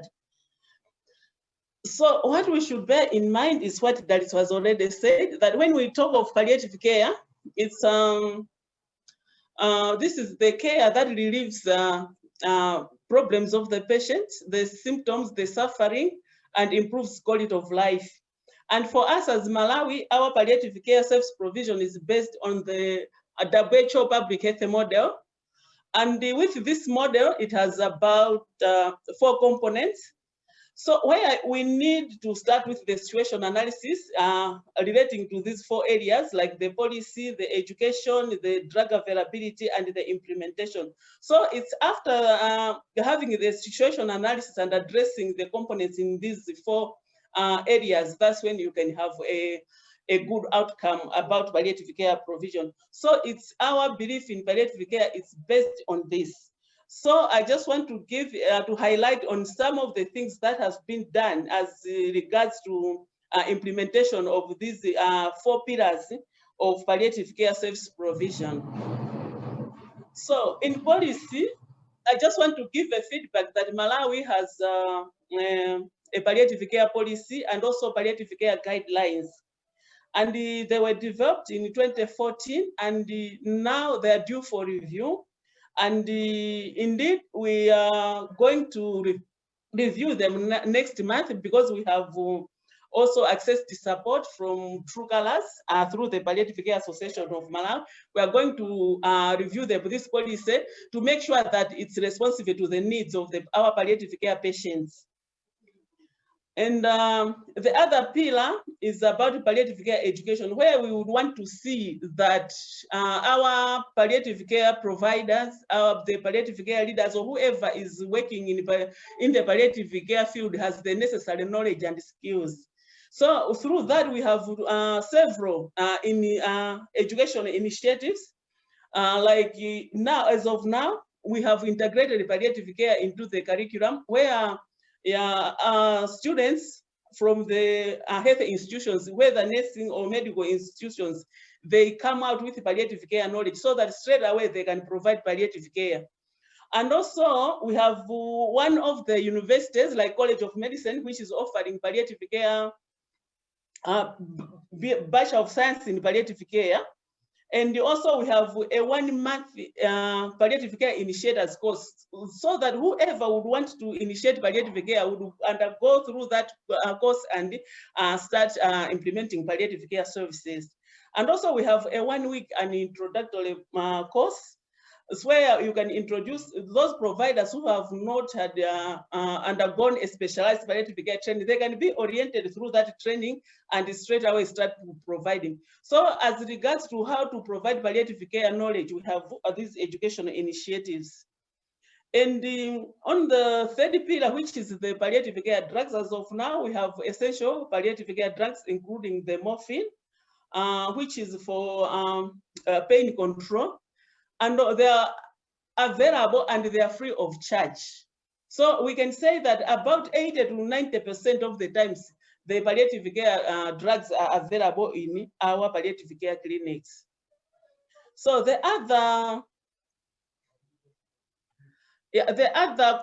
last component, which is on implementation. So on implementation, we have integrated palliative care into the public health system. And the main mode of delivery is hospital-based and home-based care. So after the patient has been admitted at the hospital, then this patient is, when he goes home, then the providers can follow that patient in also to see that patient in the home. And in total, we can say that we have about 108 facilities providing palliative care. And you know, in Malawi, we have over 500 facilities. So indeed, we are at 108. So indeed, palliative care is advancing, because palliative care in Malawi started in 2002 at Queen Elizabeth Central Hospital in a ward, but now we can go to 108 facilities. So we count that as a challenge, as a success, not a challenge, as an achievement. We have 47 sites, which are like the rural or the community hospitals. They are at our health centers and the rural hospitals. And the palliative care is in all the districts and the CHAM hospital. So there are about 34 sites. And we have also palliative care provision at all the 4 central hospitals as a tertiary service. So, and there are also 2 standalone hospices. And now we are glad, now we have added another one. As Malawi, we can stand proud to say now we have Yatu Hospice, which is also another hospice, and we are glad to hear about that, that indeed the work has advanced and the initiative now has advanced, and all of us, we have witnessed to what they have presented. So we have St. Gabriel, and we have Ndimoyo, and now we can add Yatu Palliative Care as the standalone hospices. And the 2, we have also 2 health facilities providing specialized children's palliative care at Umodzi at Queen Elizabeth Central Hospital and Bella at Gamus Central Hospital. So as regards to palliative care access, and now we have about 42% of the patients accessing palliative care services. We are saying 42% because, you know, according to WHO, 1% of the population is supposed to receive palliative care. So regarding our population of about over 18 million, it's about we're supposed to be having about 180,000, over 180,000 patients receiving palliative care, but now we are at 42%. So we can see that the work is still on. Indeed, we need to advance and to do a little more to make sure that all the patients that are required to receive palliative care are receiving palliative care. And 80% of those are adults, 20% children, and 39% are males, 61 are females. And palliative care is free at all, in all our public health facilities. And what we should bear in mind that indeed we need to do more to make sure that indeed, as you have listened to the Dalitso's presentation, there is a little more that we need to do, because our patients need to receive holistic care. They need to receive the physical care, the psychological care, the social care, and even the spiritual care to ensure that indeed our patients are comprehensively managed, and so that we can improve their quality of life as they live with that life-limiting disease. So as regards to personnel, our personnel, we have the medical personnel, nursing personnel. We have also social workers located in some hospitals, but most of the social workers which we use social workers from our sister ministry, Ministry of Gender and Social Welfare. And also we have chaplains, and these are specialized in providing spiritual care, and these are attached to the central hospitals. And also we have mental health specialists in different hospitals, where we have the mental health nurses and even mental health clinicians, and they're also specialized in providing mental health services, which is very important in tackling psychological issues. So at hospital level, how is the psychosocial support provided? We start with the holistic assessment. With the holistic assessment, the provider will assess that patient in all the 4 dimensions to identify if that patient has physical problems, psychological problems, the social, even the spiritual needs. So as of now, because we are much focusing on psychological support, so we start with the holistic assessment. After the holistic assessment, that's when, after identifying the problem, then our patients are either not only patients, the patients and together with their families. Because with the palliative care, or if you're managing a terminal illness, you cannot manage the patient alone. You manage the patient and with their families. That's why the psychosocial issues, they feature highly in palliative care. Because you need to manage the family holistically. So they receive counseling, and also they also receive other support, like from our palliative care clinics. They get the nutritional support, which is mostly plant nut, and this can be accessed through the ART clinics. And with the psychosocial, some of the psychosocial support they can access them through referral. So at community level, palliative care patients receive psychosocial support by volunteers, and also it's provided by health surveillance assistants and the health workers through home visit. And in the community, some of our palliative care patients are enrolled into social cash transfer, which is provided by Ministry of Gender. So they can be provided, they are provided through referral to our fellow providers from Ministry of Gender. And also the patients, some of the patients, they access subsidized farm inputs through Ministry of Agriculture. So, but still we have some challenges. As you have seen, we are not there. It's only for the 2% receiving care. So we need as much as possible to ensure that palliative care provision is advancing in Malawi. And we have challenges in providing adequate psychosocial support to ensure that all our patients are indeed provided with the psychological care, the counseling, and even the tangible support which they need.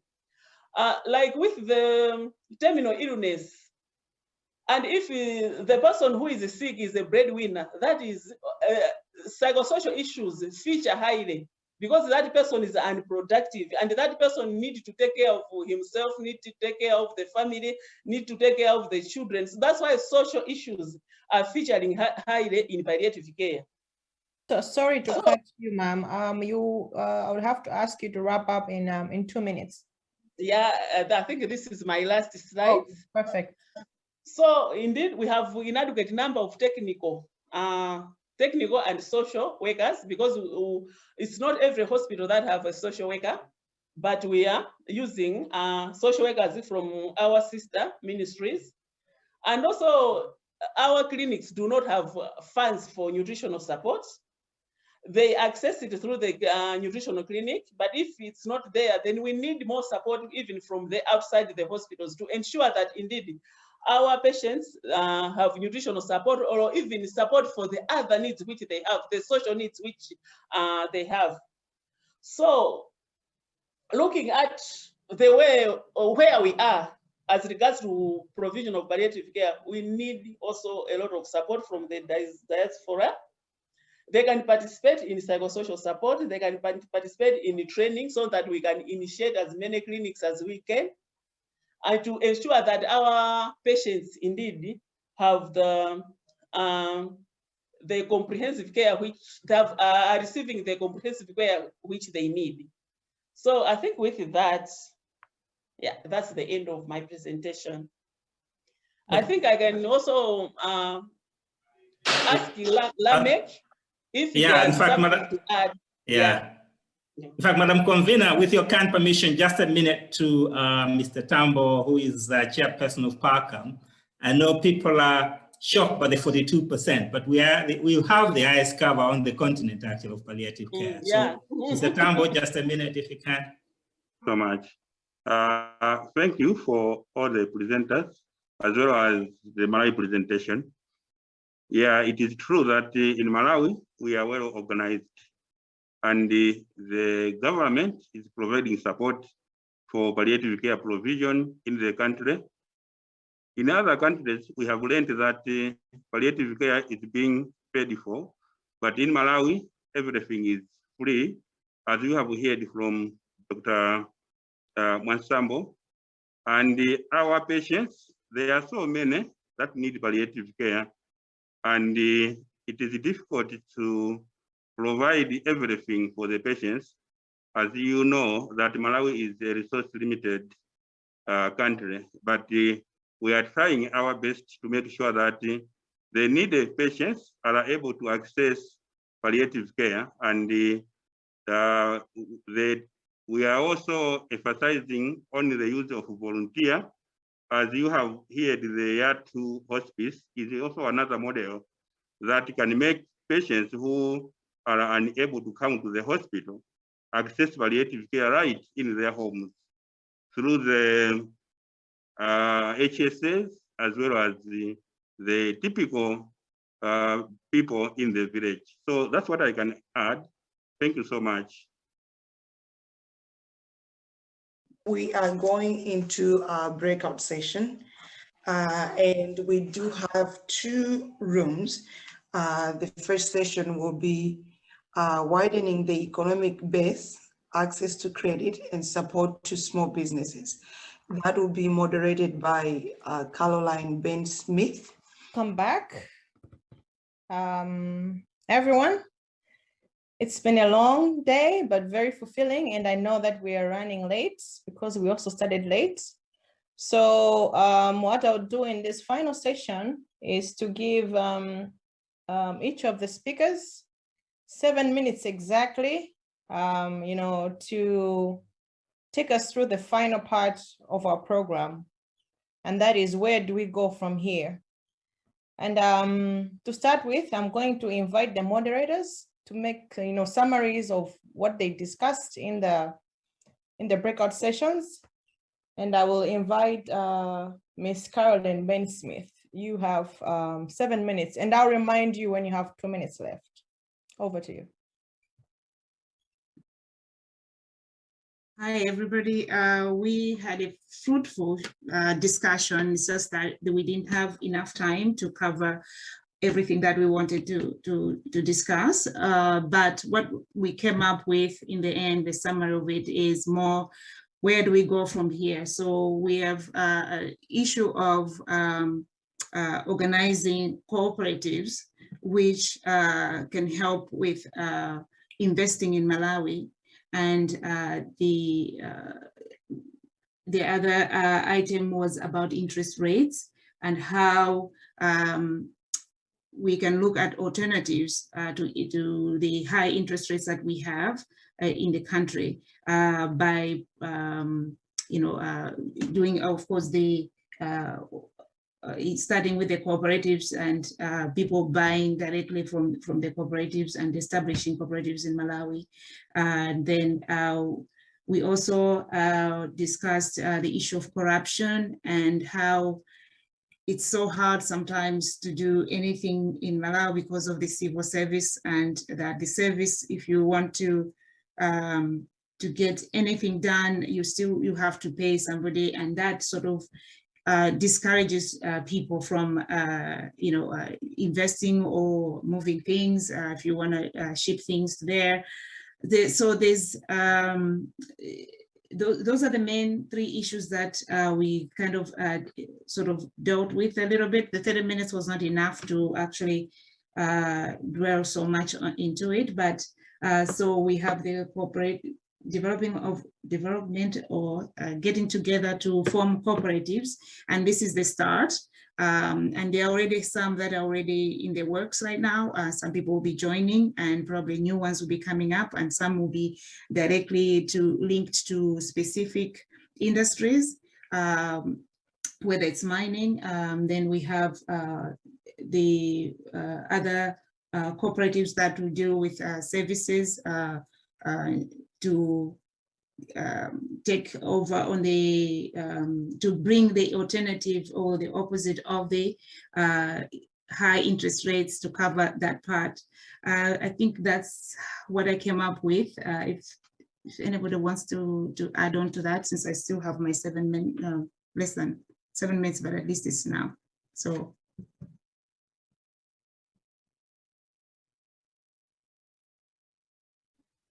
If anyone from this session is willing, please raise your hand. I see Pachalo Nkandawire. Atek, would you please unmute Pachalo Nkandawire? Oh, hi. Yeah, one of the issues that we discuss is about interest rate, and it's something that we can't control in the short run. And as a group in diaspora, me and a few people in Canada, what we're doing is we are in the process of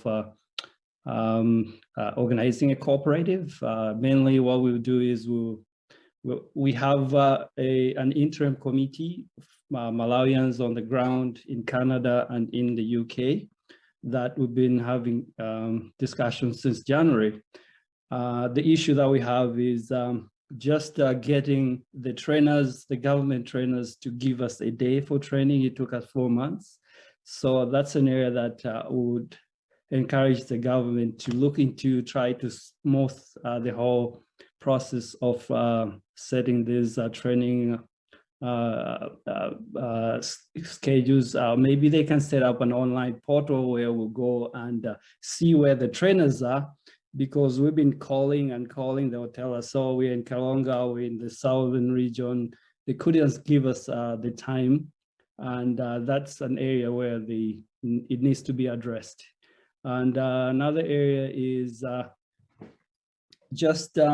another area that we're trying to leverage is because of Zoom and all that. So we've been able to set up an interim committee of Malawians on the ground and in diaspora. And that has enabled the process of, generating ideas, looking at the market, where can we go into, and we've been able to have agendas for the last 4 months, and we're just about to get registered. Our goal is to have it, to change the mindset of Malawians, and also open this opportunity to even a Malawian on the street, even selling potatoes, to be able to buy shares in this cooperative. We're not going to have any limitations. We'll open it to the general public. At the same time, also take advantage of the capital that the diasporans will be able to channel into the country. We're hoping within 2 months, we'll be registered. We have the name. We just need, as we speak, we have the government training our cooperative members. We have the 3rd session today. Hopefully, we'll be able to get registered within a month, and we'll roll out. And if anyone is interested, you can reach out to me. We can set up a Zoom meeting, discuss, and see how you can come into play. It's looking good. We have 3 WhatsApp groups with about 500 people just waiting on the wings. Thank you.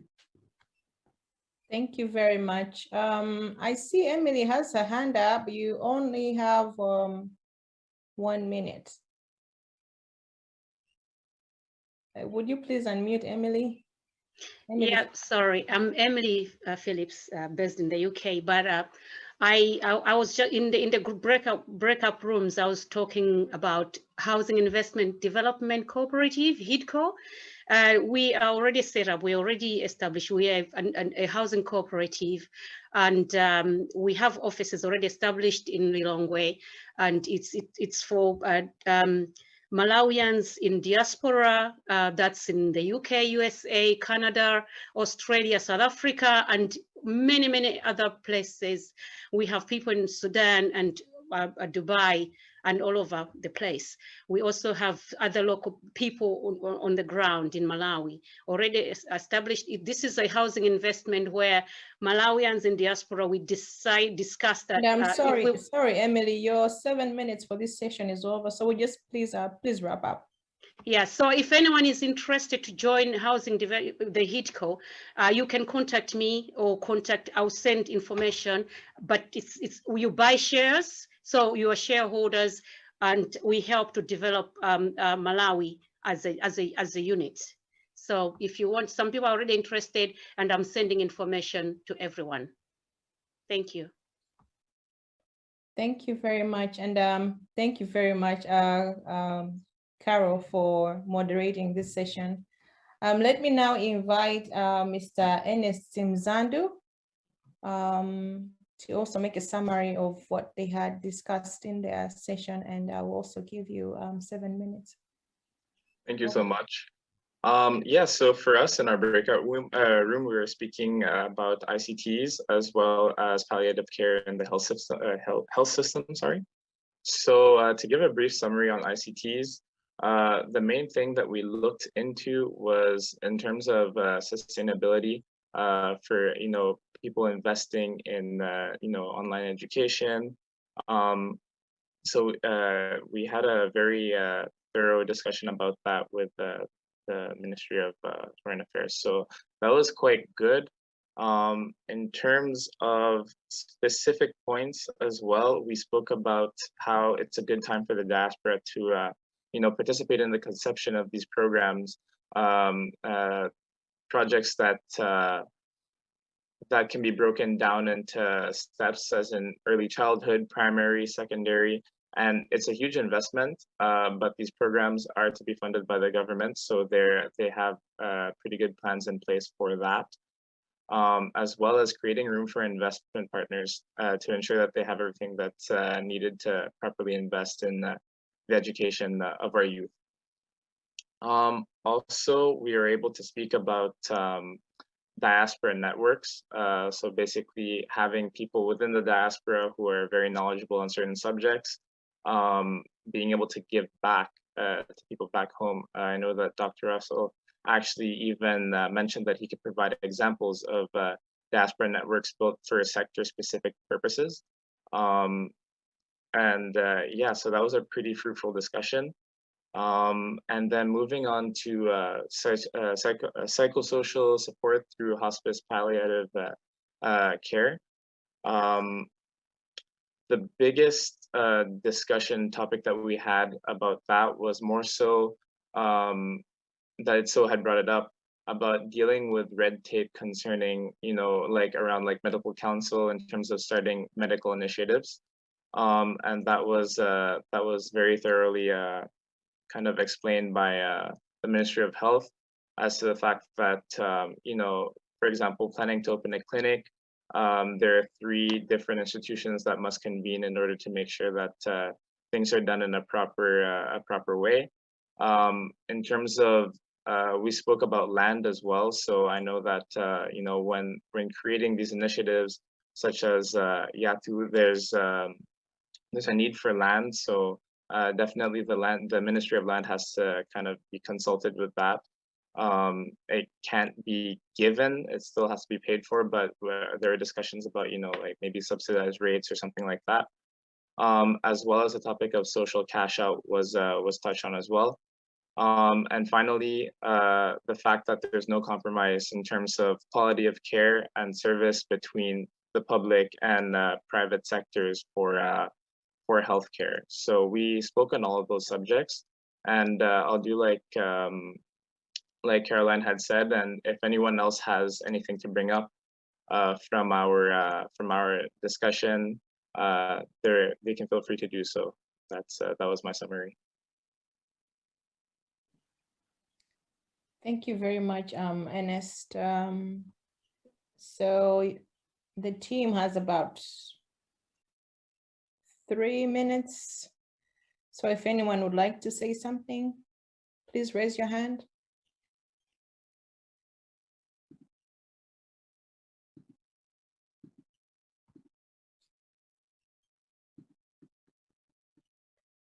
Okay, I see Dr. Joshua Valeta. Would you please unmute him?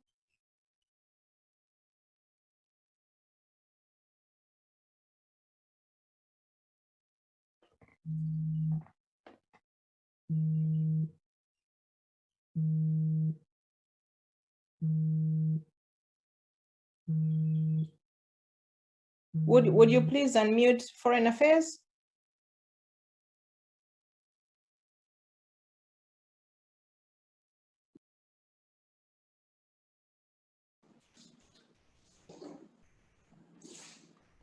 Okay, thanks very much. Just as we wait for our colleagues from the diaspora to comment, I just wanted to indicate that the opportunities in education are many, as we have said. Right now, we see the TVET subsector also exploring EdTech. And so that's also a huge subsector, a huge sphere. And as you think about investment, that's also an area that you can consider. And as we'll be building the networks on EdTech for diaspora, please bear in mind that we also have that area. In this country, we don't have an open university yet. That's an area of huge potential. So if you want and you're thinking about potential area to invest in, that is one of them. I think we are one of, if not the only one in the SADC region without an open university. And the numbers, as I quoted earlier on, less than 1% of access to education. So huge potential area for investment. So we hope to talk more and explore these areas in the EdTech networks for diaspora. Thank you. Thank you very much. You have 1 minute left if you'd like to use that time. Anyone? I see John Kawai. Would you please quickly Yes, we have, as government, we've been undertaking the diaspora mapping and profiling. And one of the things that is coming out is that the diaspora would like to share their skills. And what we have found out is they are interested also to share their skills at a disaggregated level. Instead of just targeting Lilongwe, they are more interested to actually go to the district levels. So as government, I think we are trying to see a way to ensure that efforts by the diaspora can be trickled down to the district level. So we'll be engaging district councils to ensure that actually they bring together their promotional materials to the diaspora so that they are able to plug into them. Thank you very much. Thank you very much for being on time. And thank you very much, Mr. Mzando and your team for that summary. And next, I'm going to invite Dr. Martin Russell, the advisor for the Networking Institute. And you also have 7 minutes. You have the floor. Hi, folks. So I will be brief because I'm conscious of time for people. But I want to begin by commending everybody, because the question we have is, where do we go next? And at a very simple level, I think part of where we go next is having more conversations like this. I'm going to tell you a story of some of my Malawian friends. When we hosted a visit to Dublin, we had a collective of the Malawian diaspora in Europe to meet with some representatives of the government. And what was fascinating to me is that you have an old contradiction in diaspora engagement, that governments are always very nervous about talking with diasporas, but diasporas really want to talk to government. So that conversation doesn't really happen. And when we brought them together, I remember standing outside the room with my colleague, And within 5 minutes, we heard laughter. So it shows that this is a people business. So I think we need to think about moving forward, how do we strengthen that dialogue? In terms of moving forward more strategically, I think the presentations today show the incredible depth and range of what could be achieved through diaspora engagement from Malawi. And I conceptualize this as the diaspora having 3 T's: time, talent, and treasure. And what you want to try and do in your policies and your programs and your projects is to begin to unlock that time, talent, and treasure. What I would say about going forward, this is a marathon, not a sprint. I think you have to think really long term. But what you want to do is create some pathway projects and really don't overcomplicate this. The number one reason why diaspora engagements give back to home or engage with home is because they care. It's not that complicated. So I think we have to figure out about where do they actually have that interest of caring. And I was fascinated by the previous colleague talking about districts. For example, one of the things that we have learned from diaspora engagement is that whilst the nation is important, quite often it's towns and cities of where people have come from that they're most passionate about. So the challenge is how do we engage with that? So some practical tools for moving forward. Keep the dialogue going. I think it's really important to have brokerage and have key organizations that are brokering the relationship between the government and the diaspora. And I think the really interesting piece for me, I'm going to finish on this point, is that for success, you need 3 things. You need a great case, powerfully articulated. So why should we be doing this? You need world-class leadership. And I think that has come up again and again today. And you need a wonderful constituency of support. And I think technology enables that. Diaspora can feel big. It can seem like big numbers, a large community. A little lesson that we've learned that the right 20 people in your diaspora can help change your country or your city or your region, whether that's for education, health. So it's about finding out who are those people and connecting them. And not just connecting them in the diaspora, but connecting them with overachievers back home.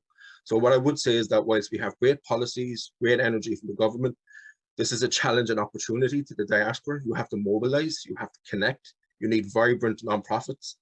And also don't forget about people, and this is an idea to keep in mind, part of me will always be Malawi. I fell in love with your country the first time I visited. So you have an idea of affinity diaspora. You have people that are not from Malawi, but they've either lived in Malawi or worked in Malawi, and they will be very passionate about your work and your country. So think about those as well. So I'll finish with an offer. I'm excited by what's being discussed today. Think of my network as your network, and anybody on this call, please feel free to reach out and connect. And I'm more than happy to help pro bono for Malawi at any given stage. And I'll hand back on that note. Thank you very much, and for being very timely. Let me now invite Dr. James Kajampakeni, the leader of the Malawi Diaspora in Canada. Where do we go from here? You have your 7 minutes, sir. Thank you very much. Actually, I got more time than I had for speaking, making my presentation. Thank you so much. Ladies and gentlemen, I think we have work to do. This is a great beginning, and we have so many challenges. But as a team, we go far. As individuals, we don't. I envisage a great group coming out of Canada of investors into Malawi because we have the resources. Let's work with the government. They have opened their hands and doors. I hope that we as stakeholders have a role to play in developing our nation. We can't just leave it to the president alone. It takes the civil service, it takes us as stakeholders, and everybody as a team. We have Tiyanao mentality back home. We need to leave that behind. We need to work as a team, not what we think we're gonna get out of it, because we have a lot of stuff that is being stored because somebody's not getting a cut out of it. And this is sad because our friends are running right by us, you know, and we are seeing things in Rwanda. We never had war in Malawi. Look at Rwanda.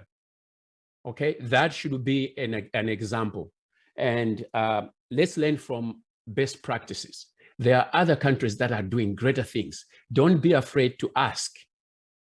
Okay, we were talking about foreign exchange, how remittances are going back home. I work with the Jamaican government, and Jamaican government has partnered with Zoom, which is a platform that sends money back home.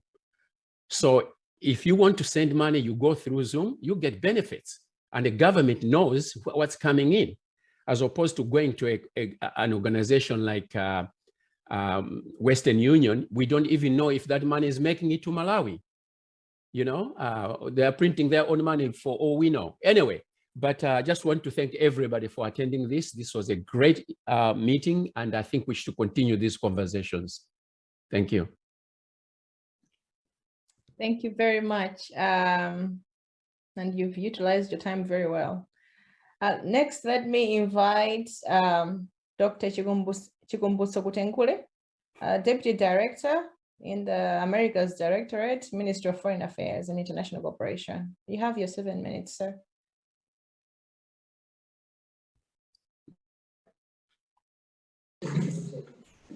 Okay. Yeah. Thank you, moderator. All right. Thank you, moderators. Thank you, all participants in this conference. Where do we go from here? Action point. Because we want this conference to lead to something and not to just end here as a talk show, we thought that we should come up with what we are terming draft resolutions of the Malawi Diaspora Conference, Canada 2021, which will guide further action beyond today. So we are displaying the draft, and we want to quickly run through together. This is just a draft which will be further refined by the organizing team, and beyond that it will be submitted to higher authorities back here in Malawi so that action can be guided on whatever we have discussed today. So I'll go through the draft resolutions one at a time, and starting with the first one. Participants welcome the support demonstrated by Malawi's top leadership, including the head of state, Dr. Lazarus McCarthy Chakwera, towards harnessing the role of the Malawi diaspora in Canada for innovation and development. In particular, participants appreciate the President's statements regarding dual citizenship, land acquisition, and the reopening of the Malawi mission in Canada. If there are quick comments, we can take them, but otherwise, as I said, this document will be further refined by the organizing committee. Any quick comments on that, or should I just proceed and get the comments? I'll go to the second one. So participants urge the government to continue to engage with the diaspora and create an enabling environment for their participation in national development. 3, participants welcome the opportunities that exist in the financial sector in Malawi, such as investment in the diaspora bond and pension funds. 4, participants also welcome the call to take an active role in national development through skills transfer, direct investment, remittances, participation in capital markets, and partnerships with Malawian enterprises. In this regard, participants recognize the need for collaborative efforts to leverage investment opportunities in Malawi by the diaspora. 5, participants also welcome the call to take an active role in national development through skills transfer, direct investment, remittances, participation in capital markets, and partnerships with Malawian enterprises. 6, participants note the constraints towards widening the economic base in Malawi. Such constraints include lack of industries to generate exports and foreign exchange. In this regard, participants affirm the need for a paradigm shift necessitating examination of the existing endowments and opportunities and determining optimal ways of exploiting them. Consideration of homegrown recipes for growth and building on the country's past experience as well as the experience of other countries in sub-Saharan Africa. 7, participants further affirm the need to expand financial inclusion and access to credit for Malawians through employment of non-traditional strategies such as procurement preferences for micro, small, and medium enterprises or MSMEs, as a way of promoting long-run economic growth. Participants therefore call upon the government to take special steps to support MSMEs so that they contribute to the country's economic growth. 8, participants appeal to relevant authorities to explore ways of dealing with high interest rates in Malawi to facilitate financial inclusion. 9, participants note the huge demand for ODEL services and welcome the call for the diaspora to participate in this sector through direct investment, mobilizing support, and provision of skills for the sector.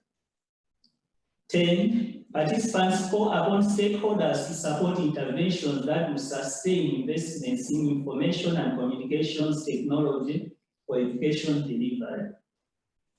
11, participants note the avenues that are available to the diaspora to own land in Malawi and urge the government to address bottlenecks that uniquely impede the diaspora from acquiring land. Having been informed of the process, there is need to march towards the action once the diaspora comes knocking with applications. The other bit is just a point as we refine the document. 12, participants note with concern the state of psychosocial support in the health sector in Malawi and urge all stakeholders to take active steps to address the shortcomings that the sector faces. Those are the issues that we think we gleaned from all the presentations and discussions that have taken place this afternoon. Perhaps we could spare a few minutes just for quick feedback, but as I said, they will be refined further before final adoption or submission. Thank you. Thank you, Dr. Kutengule. Any reactions, please just raise your hand. Any quick reactions?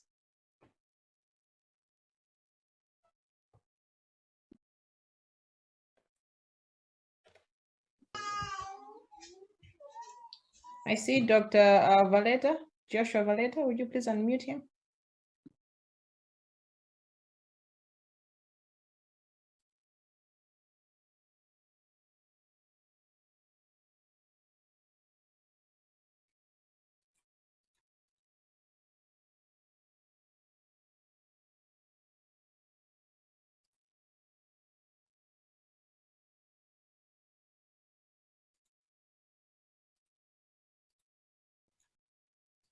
Would you please unmute Dr. Valeta? I see his hand. Thanks very much.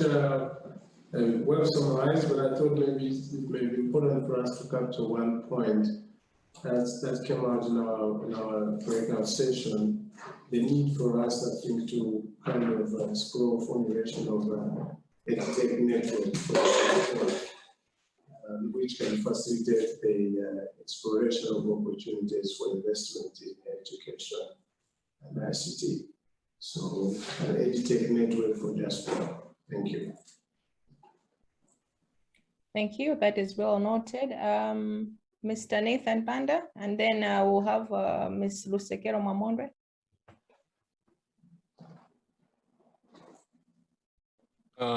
I think in our breakout room, there was also a mention about the fears the diaspora have about the high corruption levels back home, and that's also a barrier in the minds of those in diaspora as to how to invest back home when there are those very high levels of corruption, whether it's in the government or whether it's in the outside of the government.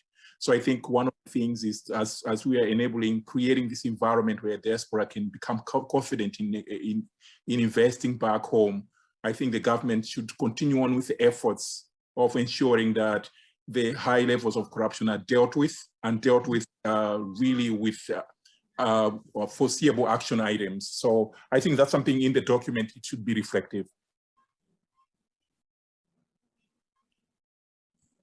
That is well noted. Thank you. Ms. Mamondre. Thank you so much. For me, I just want to call upon Malawians in Canada that this is the beginning. As we said, we don't want this to just be a conference without purpose. There are specific outcomes, some of which have been identified already based on the summary that Dr. Kutengure gave, but then there will be more that will be coming up because people may now go back and digest everything. Please be free to forward those to the leadership through Dr. James Kajampakeni. But my main call is that we will be forming committees, task forces, or whatever you want to call them, based on the specific target areas that we want to start implementing. So in that regard, my call is for people to be responsive. Please be participative. I've already seen some people that are already making initiatives on their own. Let's please just continue to do that because, as I said, you might recall from the objective, we have a time span of 5 to 7 years. This is not something that can happen in the short term, especially when you're making big changes like this. So please, my call is for people not to leave us here. Do not leave the committee alone. Let's work together to indeed start seeing tangible results coming out of this conference. Thank you. Thank you very much. I do not see any other hands unless I'm missing. Yes, I don't see any other hands. So what a great way to finish and a great summary. Obviously a good start, but you know, there's a lot of work to be done. And with that, let me hand over to Tandy. Thank you, Maggie. So we are almost done. Right now, I'll call upon Mr. Francis Ponder, the Director of Americans Directorate, to give us closing remarks. Thank you. Thank you. Thank you, colleagues. Thank you, Excellency Sawalingera. And as it were, all protocols observed.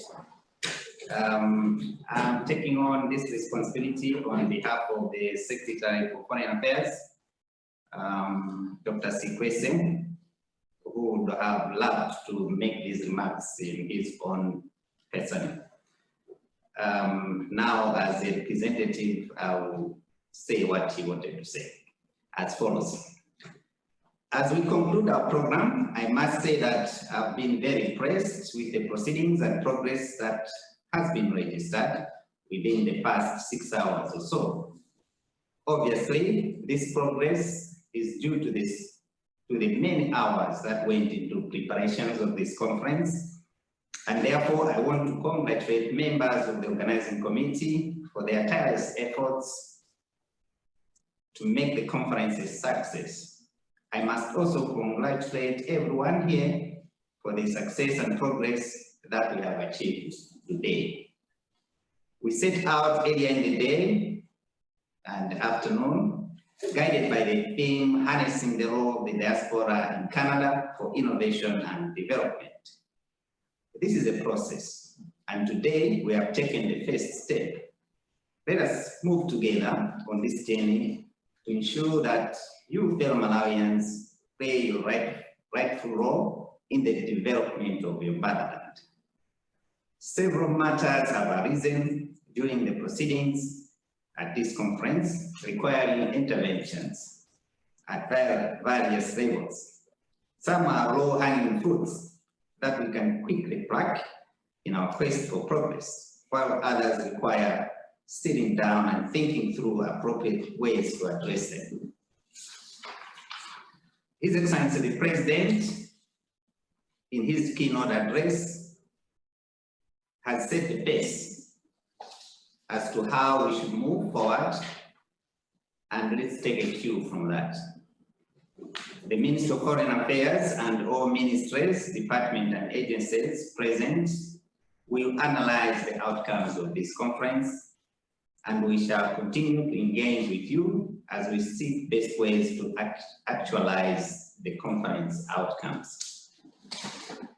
In conclusion, allow me to once again express my deepest appreciation to the organizing committee, which worked tirelessly and sacrificed their time, resources, in preparing for this fruitful conference. I also would like to thank our ambassador to the USA, Comrade Edward Sauringela, who is also High Commissioner to Canada, and members of staff at the mission in Washington, D.C., for working diligently to make this conference possible.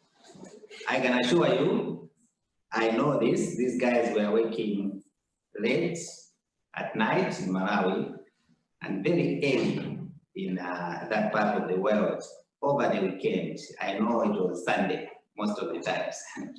So I'd like to acknowledge their contribution and tireless efforts in making this a success. May I also express gratitude to the government ministries, departments, and agencies that have supported this conference for their dedication. The same goes to members of the banking industry in Malawi who have agreed to take part in this conference. Most of the resolutions will require various stakeholders to implement them. And we would like to encourage you that we move together on this journey going forward.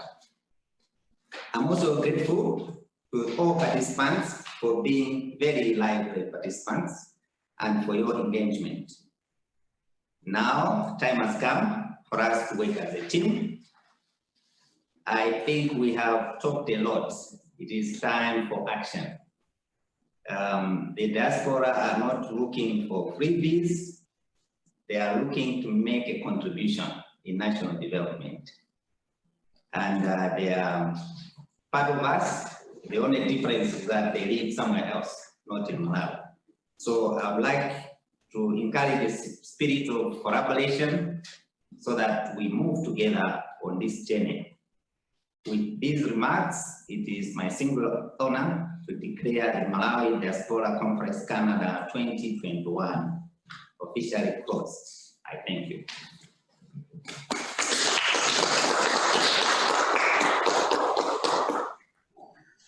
Thank you very much. In closing, we're gonna hear our national anthem. Thank you.